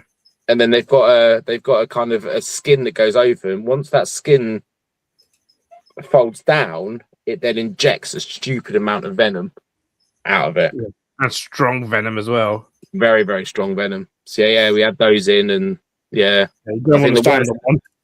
No, definitely not. I think the worst thing I got was from a lionfish. Yeah. No, it's worse. Underneath the my fingernail. Underneath my fingernail. Oh. Underneath my fingernail. Yeah. I was cleaning out the tank, wasn't concentrating. Knocked into a lionfish. Well, I got close to the lionfish, and the lionfish, if they feel threatened, they will charge with their stinging barbs. So they actually charge at you, and it charged at me, and it unluckily got me right underneath my fingernail. Ouch. Yeah.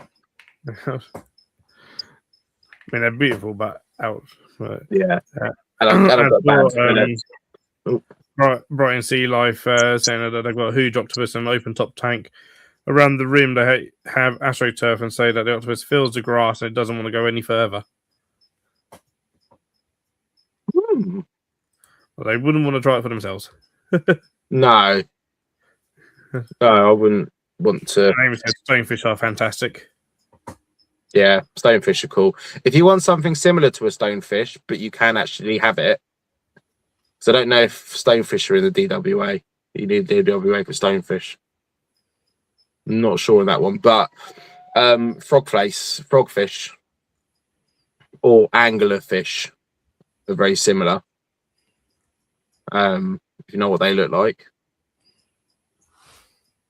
kind of sit on the bottom. They look grumpy, big mouths, and they're the fish. I think they're the fish that the females get big, and the males are tiny. And then the male then turns into kind of parasite because he attaches to the female and then just gets absorbed into the female. Oh wow! Yeah. And then so he's constantly pumping fresh sperm into the female to constantly be making babies. Really creepy. And there's even like footage of like females with like multiple males, like just these tails sticking out of the females. Yeah, it's grim, absolutely grim. I like poor males. That's what their life is about. To be fair, I'd love. I think it's like called nudibranchs. Yeah, I'd love to collect those, but when I looked, I think there was only like 2 or 3 species you could get in the UK, but in America they have like loads of them. What's that? They're sea slugs, right? Oh, right, okay. Ugh. And some of them are super Have you not seen them, Chris? They used to work with sea slugs. They used to have sea slugs at Tropical Marine Centre. And you don't think they're fun looking, but I don't know. The only sea slugs I really liked were the neon sea slugs. If you look them up, I think they were called neon sea slugs.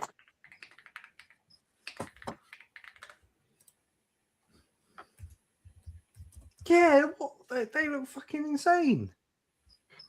Yeah, it's the blue. I think they were blue neon sea slugs or something. They were really cool. Oh, that's it. It's the hammerhead or the. Sorry, excuse my. The hammerhead is a little bit less. Chelidonura varians. So they are really cool, but the only problem with those is you have one in your tank, and the same with most sea slugs. If you have any of them in your tank and it dies, it will wipe your whole tank out. Because you just have a tank by itself. Yeah, that's what a lot of people do. They would have just a tank with the sea slugs in because they die when they die. Same as an enemy's. When it dies, it can completely destroy your tank and your bioactive. And you got the Pikachu sea slug. You got the sea bunny. Yeah, they just look insane. I'd love to collect these, but there's just not many in the UK you can buy. What's the one that?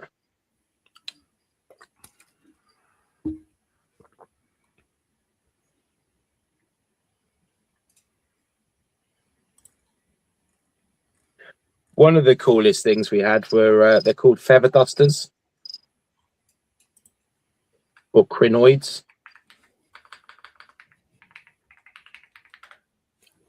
Don't know those. Or feather star. I've heard of feather stars. Yeah. If you look up feather stars, they are. Yeah, they're cool. How they move. Though. Sorry? They look big though. They do get big, yeah. They do get big.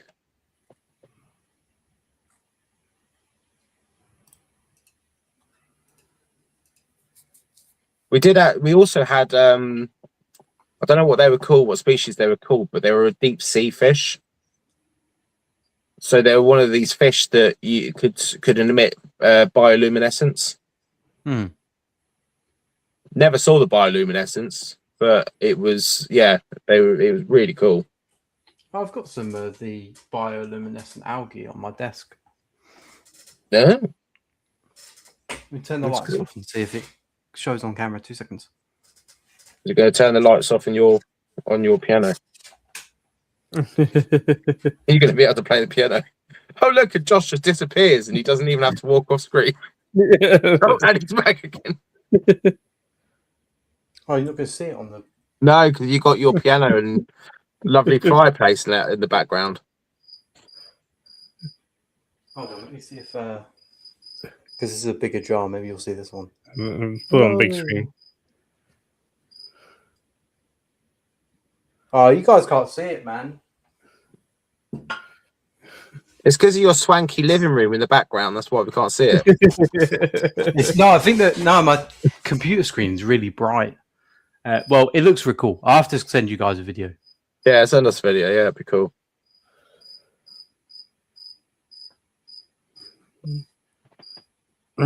Yeah, again, I've seen some bioluminescent fish at I think again at the deep possibly, probably in their deep sea section bit. Like they got the Nautilus and they got like around that you put your head through a curtain. That's cool. And then all you see is lights. Oh, that's cool. But it's the light that the fish are producing, the bioluminescent. Yes. That is cool.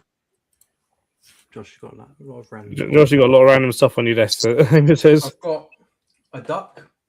I've got a few ducks actually. I've got a Christmas duck, and I've got a Jason duck. Oh mate, this background, I need to just turn it off. Why didn't you put the Jason duck in the last box you sent me? Oh mate, I completely forgot to give you a mystery box at the end of the day. Sorry. It's fine. To be honest, I forgot to pay you for the mystery box, so we'll do it next time. Sounds good. Taunton if you make it.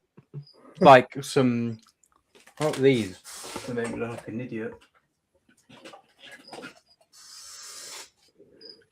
Like... It's like a jeweler's loop type thing. It's really hard to see because all we can see is like bits of your living room. Like you're disappearing into your living room. How do I turn it off? I don't know. In the settings. Turn it off and his blow up bell behind him and stuff. Oh, okay. It's for painting Warhammer. Josh, you haven't put Cindy, your blow up doll, away yet.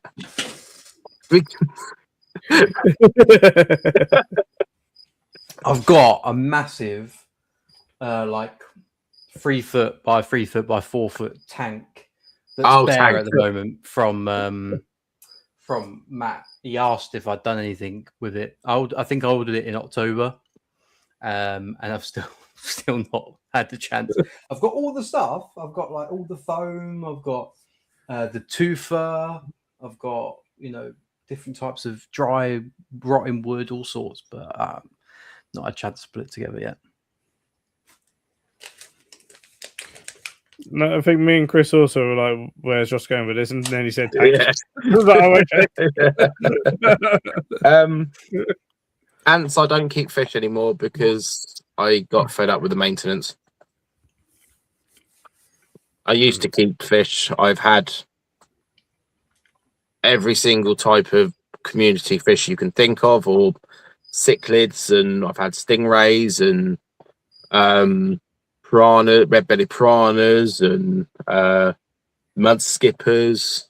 Mud skippers cool. Yeah, pufferfish. Well, the ones that I had, then I never saw them. Oh. And I really tried to do a whole tidal system for them, but I never worked because it just kept on leaking or whatever. But yeah, I stopped keeping fish a few years ago because I just couldn't keep up with the maintenance, and especially the marines as well. Like my marine tanks just took so much time to keep and look after. As well, or can be very, very expensive if you're doing like soft corals or hard corals or whichever. Yeah. I can't remember which one's the more expensive one, but one's more expensive than the others to keep. Yeah. I mean, at the time it wasn't too bad because when I worked at Tropical Marine Centre, I got 50% off of all livestock. That's right. So I didn't have to pay much for some very expensive coral.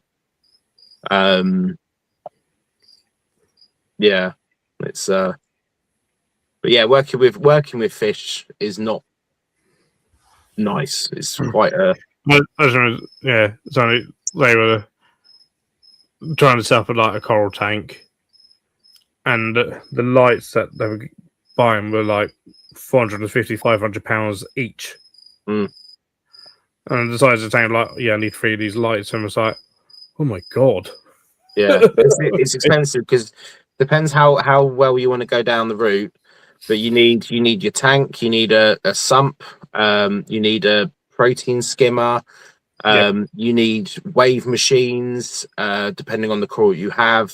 You need obviously you need all of the testing kit because you need to test that water so much more, and you need to test more of it.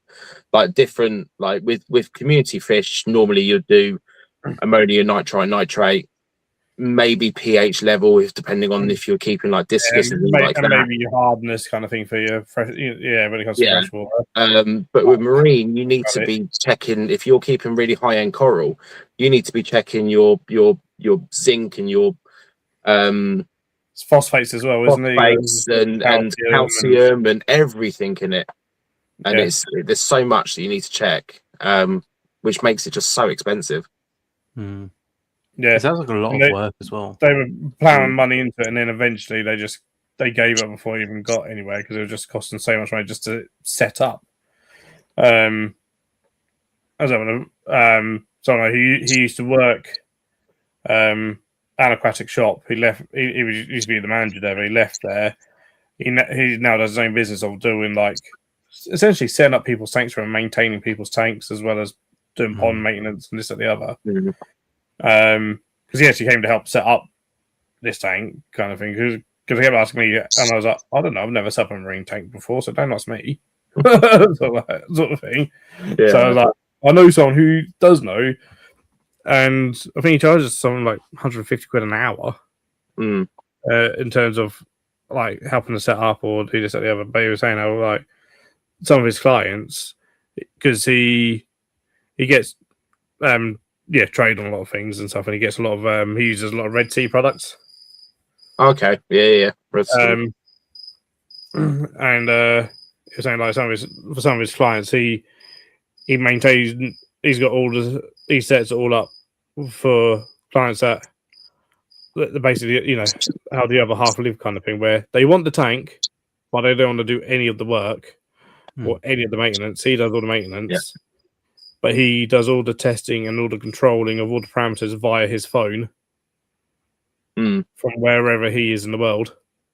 Yeah, I mean, it's amazing how much it's and goes in maybe like once a month, like the visit, and see him because it's got like automatic water changes on it and stuff, and all this sort of stuff, because the clients don't want it to be disturbed too much and stuff. But for that, he's charging them thousands a month for it. But that they're paying that, but it's like they can afford it, because like he was showing us like this tank. He was like setting up for his own. He was like, they can afford to pay me this because they've got 10 high-end cars on their driveway and in their garage. They go out and spend over $100,000 on a car like it's nothing. Sort of thing.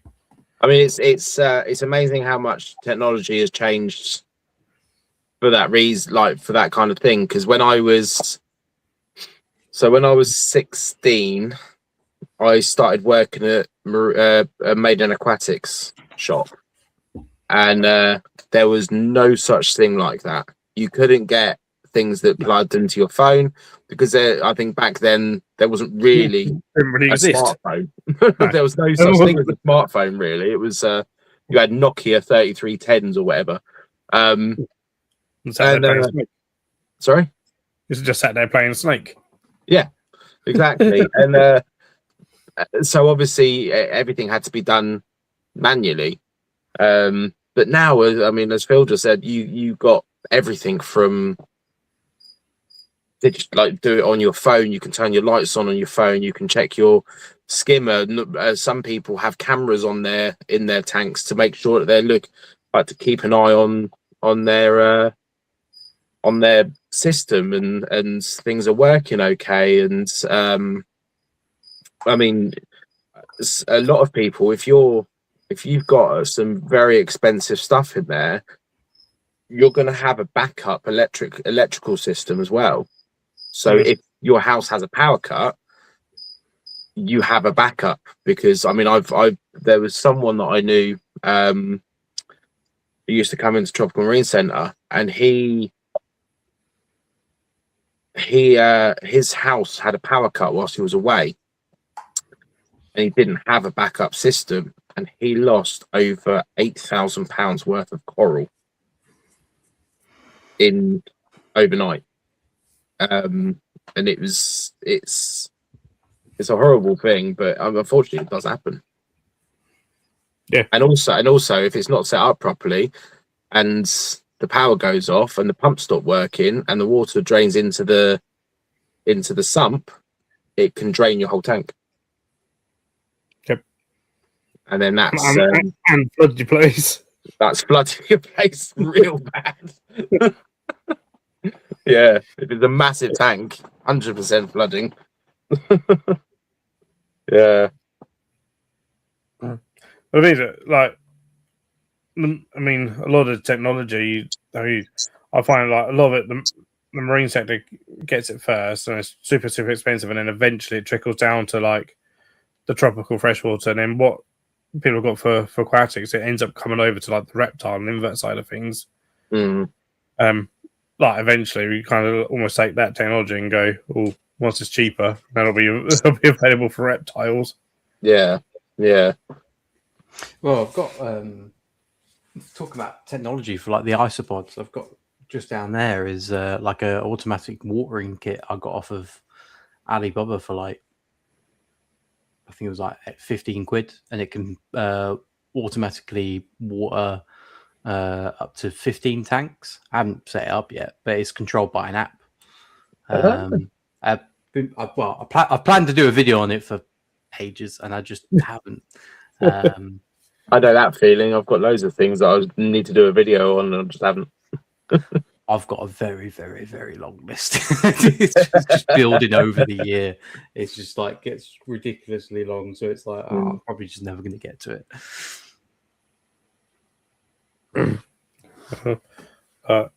Yeah, all these things. I'm afraid it's eventually it always about some of the stuff is super expensive out there. Mm. Yeah, I mean, I'd say what a ballpark figure would be to set up in a marine tank, but you can't do a ballpark figure because No. it's impossible because it all depends on what you're keeping. If you're keeping LP corals, which are like high end, seriously, like one fragment like that could cost you $2,500. Then I mean you're gonna have some serious system with some serious protein skimmers and filtration system, and the lighting is gonna be incredible. Like we're at Tropical Marine Center, we had I was in charge of the LP system, which there was multiple £1,000 worth of coral in there. Hence why I tested the water every day, just to be on the safe side. But the lighting system on there was out of this world. Like it was all timed, everything. The whole fish house was all timed lighting because you have to when it comes to those kind of animals because they need their light cycle. So it goes from, my favorite time was the blue light time. Like it goes to blue light and all the corals just all brighten up. Yeah. It was so pretty. Like the whole fish house, the whole coral section of the fish house was all just like beautiful blues and just start glowing, greens and yellows and just reds, and it's gorgeous. Yeah, that's probably the highlight. If you ever had a marine tank and you did corals, it's the turning the blue light on, which is the best part, because then because you know how scorpions light up. What's it called? It's not bioluminescence, is it? No, they're just fluorescing it. They're just reflecting the light back. Yeah. So corals have the same thing. So they do that. But like with a hell of a lot more colours. I mean, it sounds like none of us are ever going to be able to afford these corals, unfortunately, Chris. Maybe one day one of us might become. It sounds like way too much work. It sounds like way too much work. I'm sure it looks beautiful, but I'd much rather pay for a lifetime subscription to Sea Life or something like that, where they've done it for me, and I just go and watch it whenever. It looks really cool.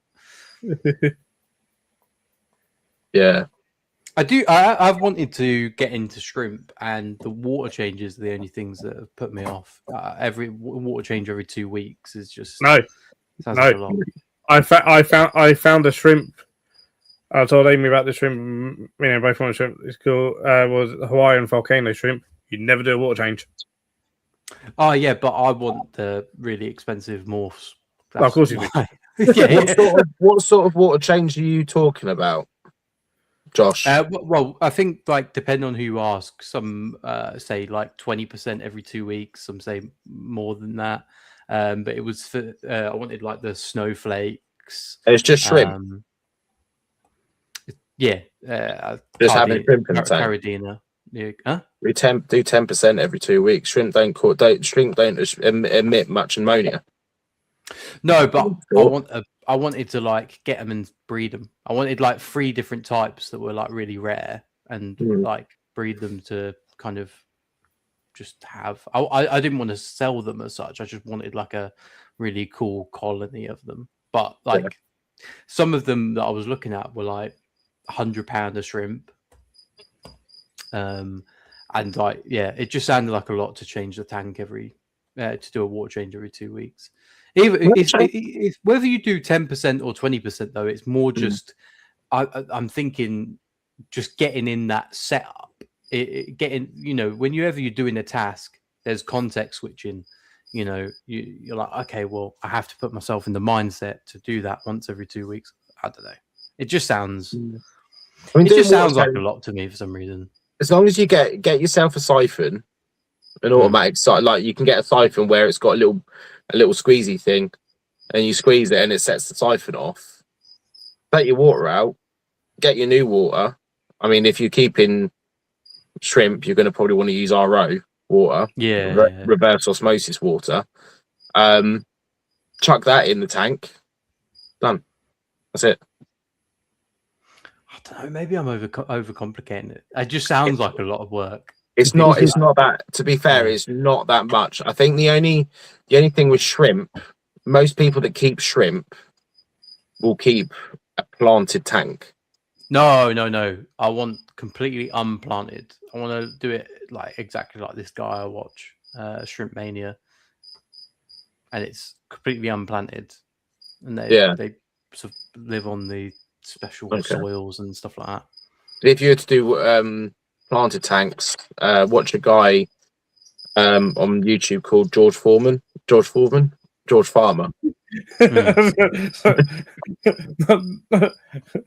Yeah, George Foreman. He does great grills.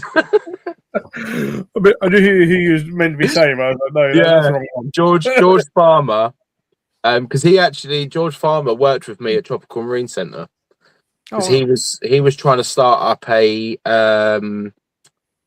plant centre, an aquatic plant centre in Tropical Marine Centre in London, where it was in Chorley Wood, and it never came off the ground, I don't think. But yeah, I used to work with him. Really nice guy, but very, very, very talented at what he does at planted aquariums and things. Yeah, a lot of things. Part of the tanks just do water top ups. Yeah. I've had these called Hawaiian volcano shrimp. I heard it on a podcast, and then there's also a video about them as well. And same goes on both of them. Talking about them, where it's like you never do a water change, just top up a little bit with RO or deionized water, kind of thing as it drops. Feed them once a month, thing, and leave them to it. Easy. I mean, to be honest, with shrimp, as long as put it in a kind of a light area, get the algae growing. That's their food. So, and like even said, with potential advertisers, so like, Corey set me up with these. Went to the thing, was like, don't feed them for 2 months, sort of thing, until they let them settle in. Don't feed them for 2 months, and then just put a granule of food in for like 10 shrimp. That's the one. Opeula. That's the ones. Yeah, I mean, water changes are good because they obviously, with the whole biological filter, the bacteria in the filter will take the ammonia and excrete it into nitrite and then into nitrate. But there's nothing in the tank that will get rid of nitrate, so you need to do the water change just to get rid of that nitrate. But shrimp, I don't think, really cause too much ammonia. I wouldn't have thought. No, what I'm saying with the Opeula is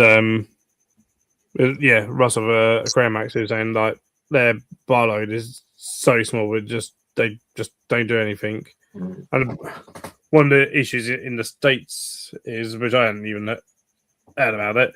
Matt's changes again back to the account. It's Matt who didn't hug me goodbye yesterday. So is going to say you can buy these shrimp in completely sealed like glass spheres. Oh, those ones. Yeah. So you can't access them. People say like they'll live for years like that, which is insane. There was we don't advertise. We don't say that you should keep them like that, but they will live like that sort of thing. It's like it's not really nice for them, but someone had done that and had them for like they were saying someone caught something while in Hawaii, put them in a tank, and just didn't do nothing for 20 years. Still had those same ones and they'd bred. Wow. So it was like they were a bit smaller and they weren't as colourful as they should be, but I was like, damn, they'll actually, go for a lot. Matt, I didn't go anymore. I don't know where I was at the time that you left. I don't even know what time you left. You came over, you spoke, you talked to me for a bit, and then you said you'll come back, and you never come back. Just went. I might have been in the car actually. Putting stuff in the car if you were still there when we were packing up.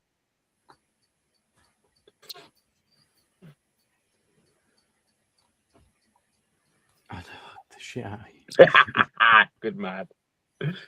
Bloodstock is not. Well, it's still a few months away. So it's not far away. It is August. It is too far away. I wanted to hurry up.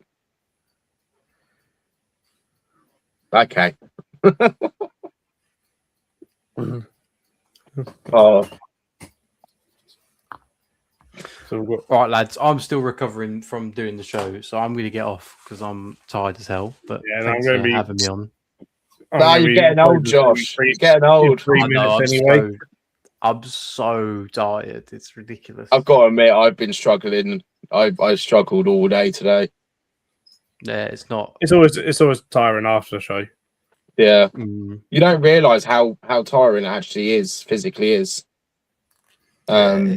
it's because it's early start and then you do all the setup and you stress over your setup, and then it's the fun bit of the show's open and then it's like mad, lots of socials and potentially lots of buying and stuff, and then got to pack up and then it's get home and it's like, oh my god. Yeah. I mean, I know I'm definitely going to try and stay up. Maybe get a hotel for Barnsley and Wigan because I can't drive 3 hours, do a show, and then drive 3.5 hours back. No. For those will be hotels the night before. Unfortunately, Peterborough, for the foreseeable, isn't doing trains on Sundays in the morning. Anyway, it's all bus replacement service up until June at the moment. So every single show, I'm forced to go the day before and pay for a hotel. So I've worked out on average this year, if that is continuing, it's going to cost me like £300 per show just to get to it. And then the one in Scotland is about 600, and then the one in Wales is going to be about 600 as well. £300. If you include the cost of the table. No, if you include the cost of the table, the train, the hotel, and your food when you get there. On average. Oh, okay. I thought you just meant £300 for just a hotel room. I was like, you staying? Hilton. This is how cheap I am, right? There was the travel lodge, which looked terrible. Like it looked really, really bad in the photos, and that was like 37 quid. Or there was the Premier Inn, which looked quite nice, for £2 extra, and I booked the travel lodge. Do you know what I mean? Like, where's that? Who's that? What's that for? Barnsley? No, for this show just gone. Oh, okay. Because where are you got? Well, where are you guys staying for Barnsley? Don't know yet. I haven't booked anything. Yeah, I'll book it close. I don't have the money to book it yet. So. Yeah. Well, a lot of them you pay on the day. So, okay. Some you can, some you can't. Yeah. All right. I love you and leave you guys. In a bizzle. Bye, mate. So, I need to book a hotel for Taunton first. Oh yeah, I'm not staying for Taunton because I can't. I don't think because I'm working. So that'll be the first one to book, and then it'll be book Barnsley. Barnsley will be what I book. because I think I've got that weekend off for Barnsley, so I'll travel up on the Saturday, probably daytime, just so I can make a bit of most of. Well, I'll come up in the daytime, book into the hotel, chill out at the hotel. Gives me a bit of a kind of holiday. Well, yeah, potentially like for Barnsley, we can even look and see what's cheap for us all to fall and go to the same one. Yeah. And then we have a bit of a hangout the night before. When's Taunton show? 27th of February. 27th. No, it says 20 something. 20-something. I think that 27th was like, hey, no, 27th. Oh, there is, but it's a Friday. Yeah, it ain't the 27th. Like that. Oh, it's the 22nd. 22nd. Yeah, I'm working the day before Taunton.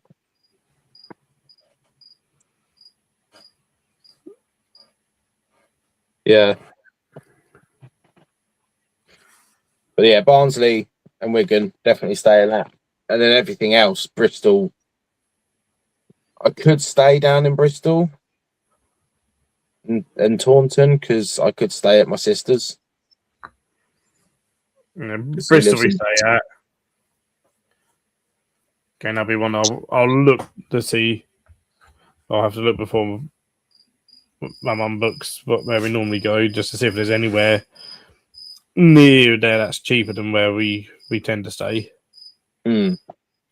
It's not that where we tend to stay isn't nice. It's nice, but it keeps going up in price. Yeah. Well, I mean, to stay at Ashford International Hotel, it was about 100 quid for a night.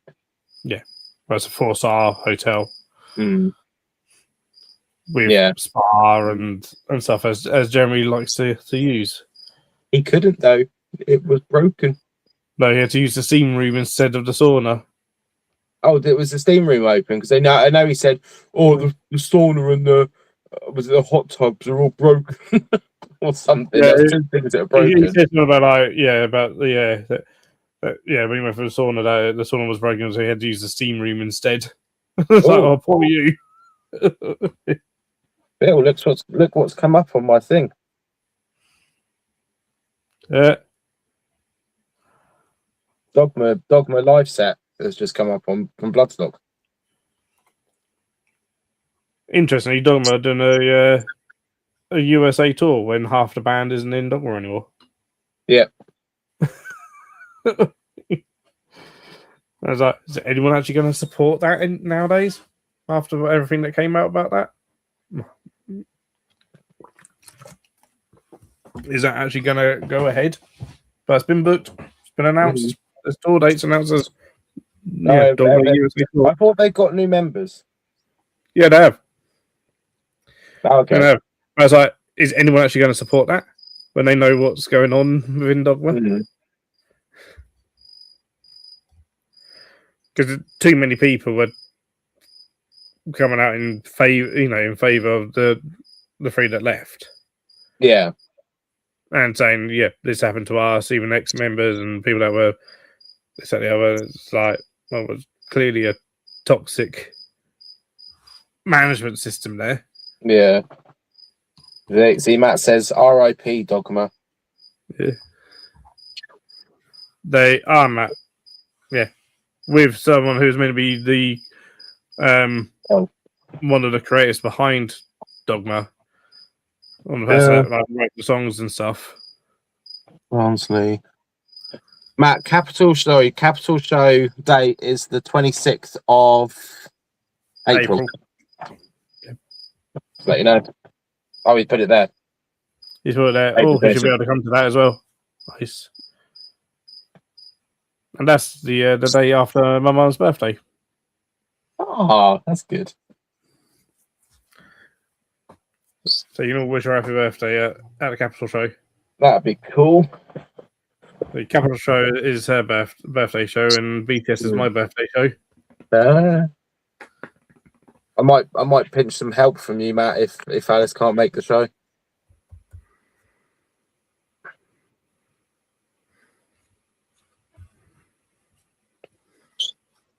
Oh, so I think shows might be getting a bit too much for her, bless her.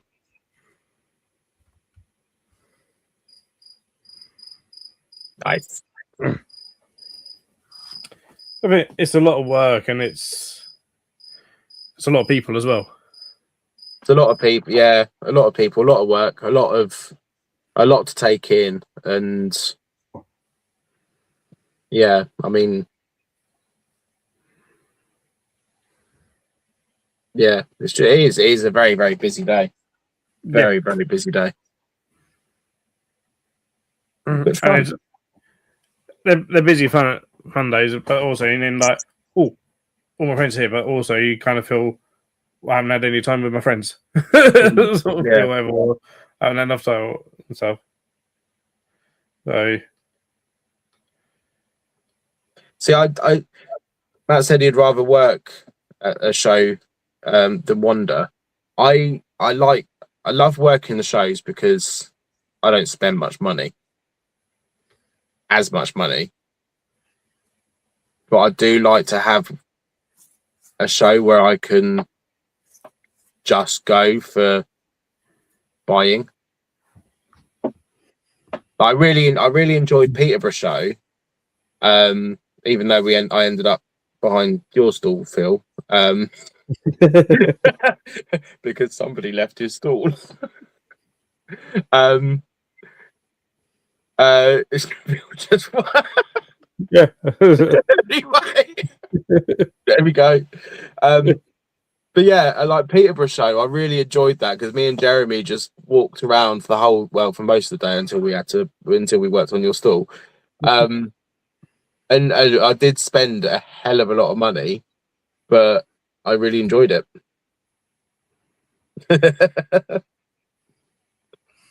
Yeah, definitely.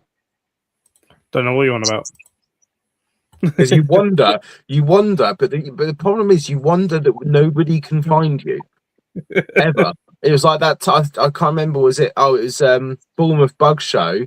You wandered with your phone, and then someone at your table wanted to be served by card, and no one could find you because you had your phone. So we were like, yeah, you'll have to come back because we don't know where Phil is.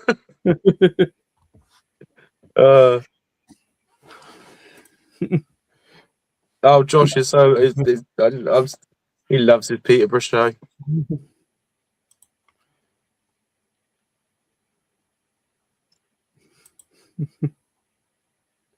5% he's getting bad. I don't like standing still for too long. I get restless. I need to move. Oh, I was like, oh, there's none at my table. Can I just go over there? Can I go? I'm gonna go. Yeah. I need to work out how to set my table up in quicker time than what I do. But it is quite an intricate table. That's the problem. Yeah.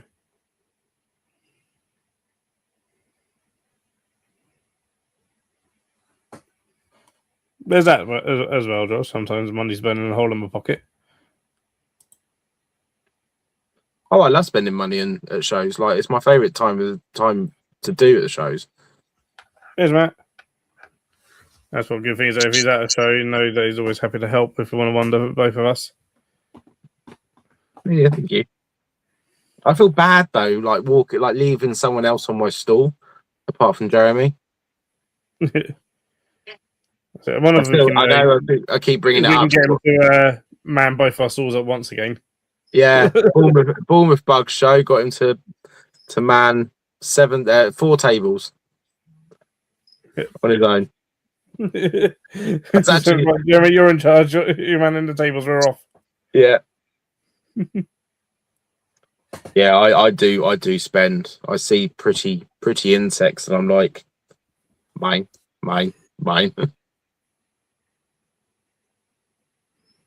Maybe actually, I like to try and get up as quickly as I can to try and then go around and film as much of the show as I can before it opens, or sort of before it gets too busy for show video. if I have money with me at that time, see if there's anything that I want to really buy that's like, before it gets sort of busy and stuff, and it might go. And then I like to chat with everyone. Stuff as well. And then, towards the end of the show, I was like, well, I want to see if there's any last minute bargains or, if I've perhaps done a bunch of sales, like, I've got all this money, let's see if there's something I really, really want. Well, normally it's I want to get set up as quickly as possible, get over to the spider shop, get over to Bugs UK, and then I'm happy. See what they've got, see what sort of thing. Yeah. At least until you overtail Jason needs a custom carrier tank to stand on. Yeah. I feel you get distracted every time you wander. I do get distracted every time I wander. I just thought, Matt, if you work on my table at the Capital show, it's kind of like ironic that that's where you got you got us into. You both met, yeah. Yeah, that's where we both met. Yeah, and that was at Kempton Park as well, wasn't it? Was that the Kempton Park? Yeah, we walked up, and Matt spoke to Matt, and well, twice actually, because talked to Matt about spiders, about tarantulas. Went away, came back, and said, "Oh, I just bought a mystery box." Yeah, it was the first Kempton show. Yeah, the first invert show, first invert shows UK show that was at Kempton.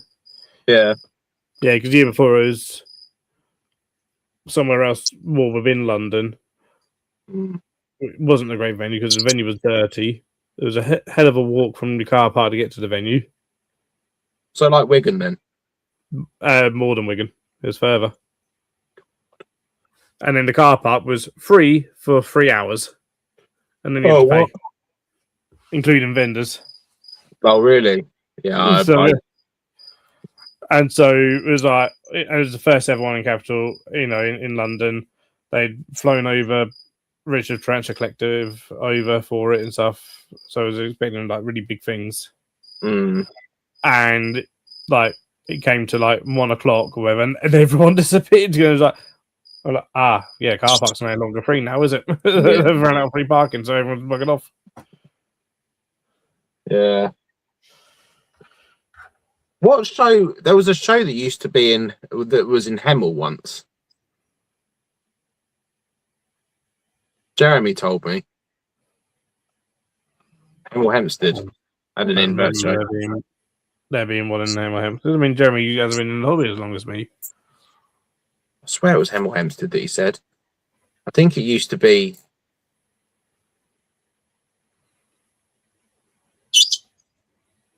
So the AES? No.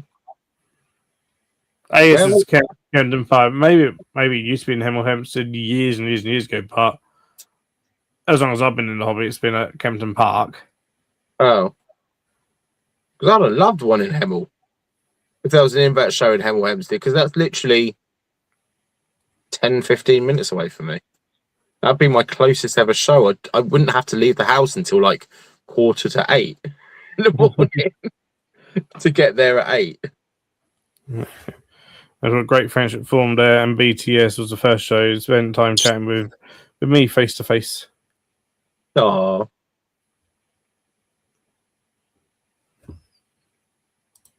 If it was a show that Judge attended, it could have been anything from inverts to taxidermy to medical instruments to pole dancing. Yeah, to old age pension tonight.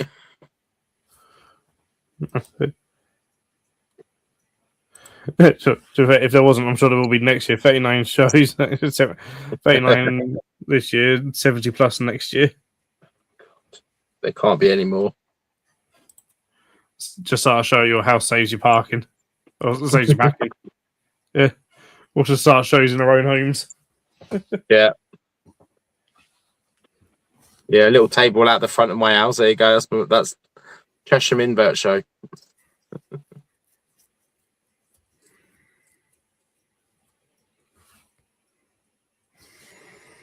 Yeah, I think with shows though, I'm literally going to do the ones that I know are good.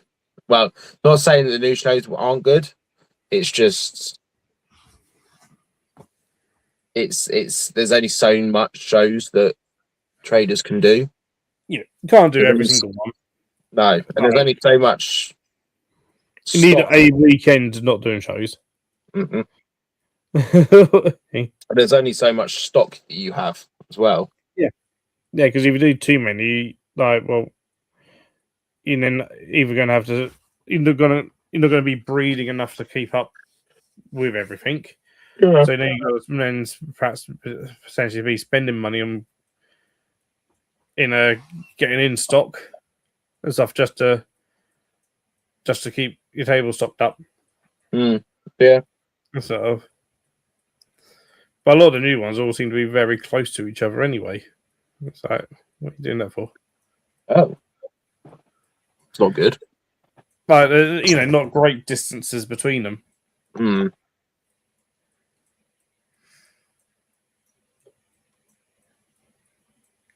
I mean, I wish them all well, but yeah, I can't do. I certainly can't do every single one.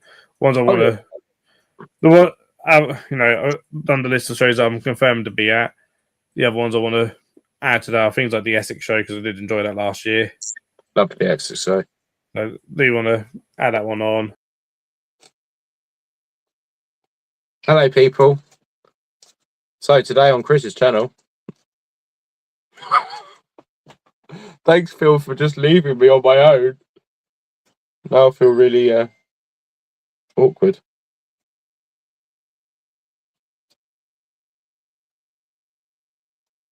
Anyway, people, please chat in the chat because I don't know what to say.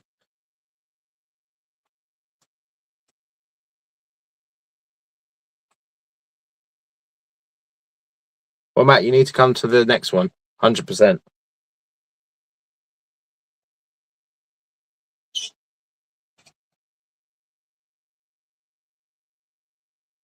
Well, you should. The fact that you live in Essex, you should really get to the Essex show. Yeah, I hope you do make the Essex. It's a good show.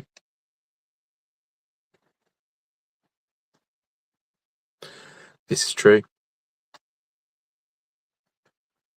That's very true, Josh.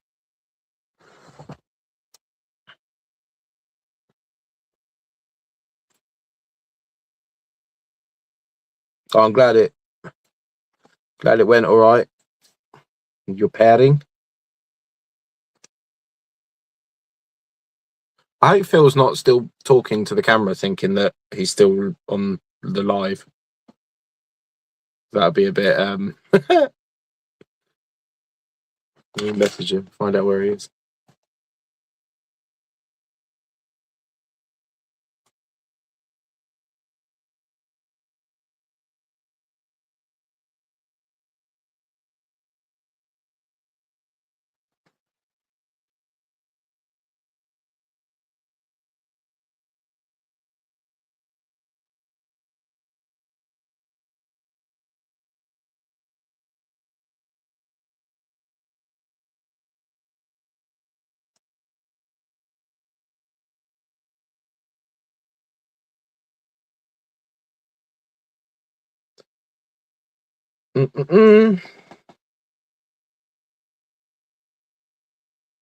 Oh yes, please.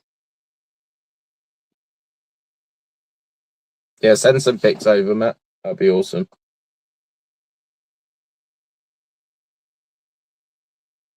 Yeah, because I need. It'd be good to get some size comparison to know if mine are ready or not. Yes, Bill, you need to hurry up. Get whatever's happened sorted.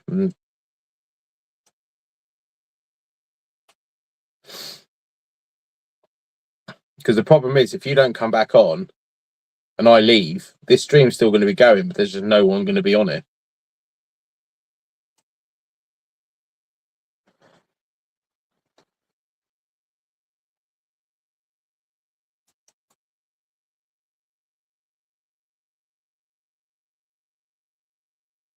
Yes, very true, Josh. Not worthy for me.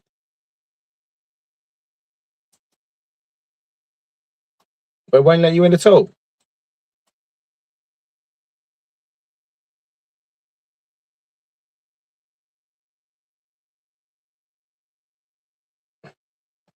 You can tell Josh is a technical person. Just turn it off and on again.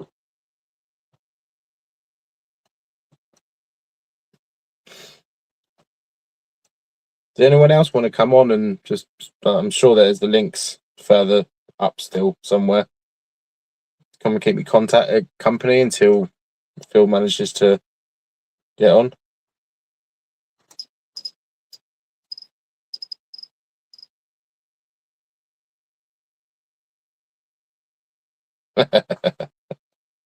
Josh knows his technical.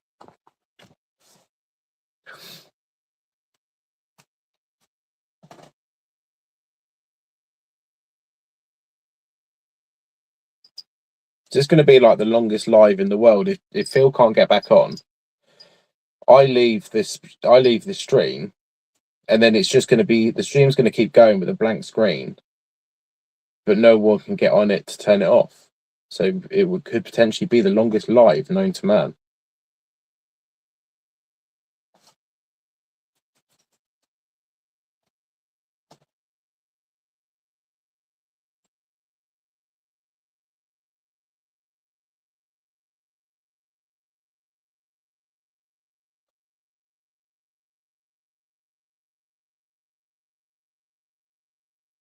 Oh, it's only 12 hours. Oh, right, okay.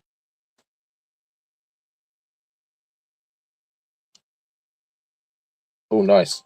I will look at those videos now.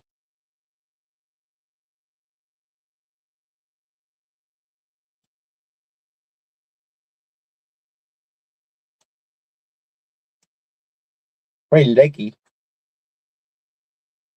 Very leggy male.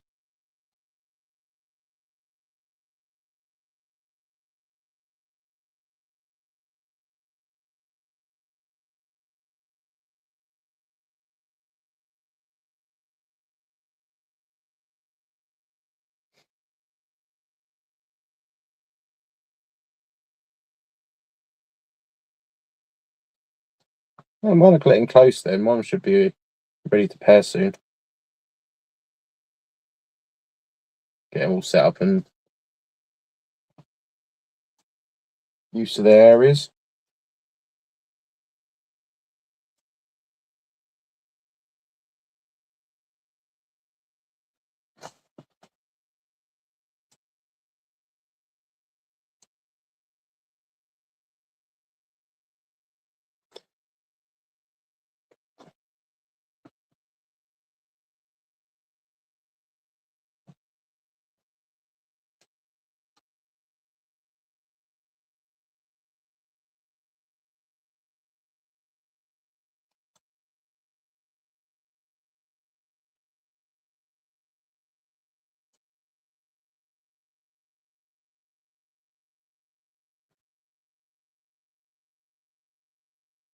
I'm a lovely person. Yeah, thank you for sending those over, Matt. Don't know what. Ah. Phil came back for like 2 seconds.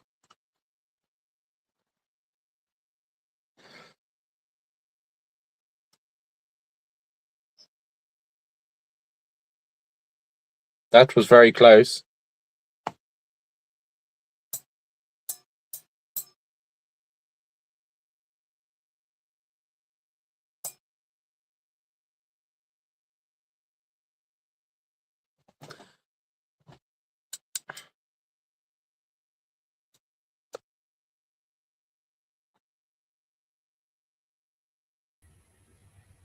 Right, Josh, I used to like you, right?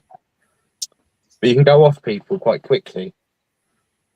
I think before it kicks me out again, I'm just going to end the stream. Okay, just read Josh's comment quickly and say in anger how you think about him. Which one?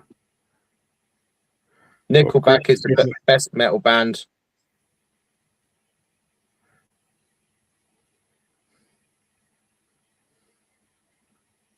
Josh is hereby banned from my channel. Get in there, Josh.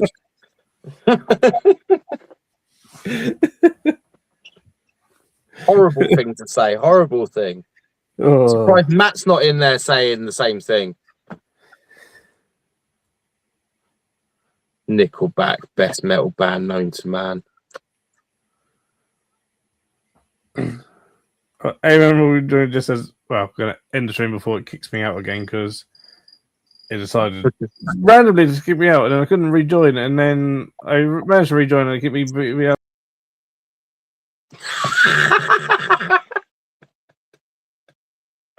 I think.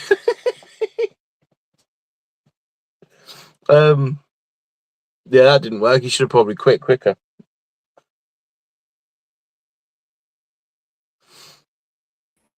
Right, I'm ending the stream. Right, end it. Go. Hang on, I need to find the video.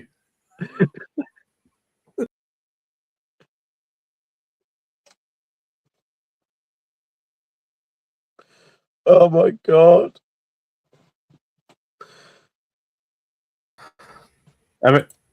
It's all right. Phil's being a yo-yo at the moment. He doesn't know whether he's coming or going. I have no idea what's going on. Thanks everyone for watching. We'll say goodnight before it happens again.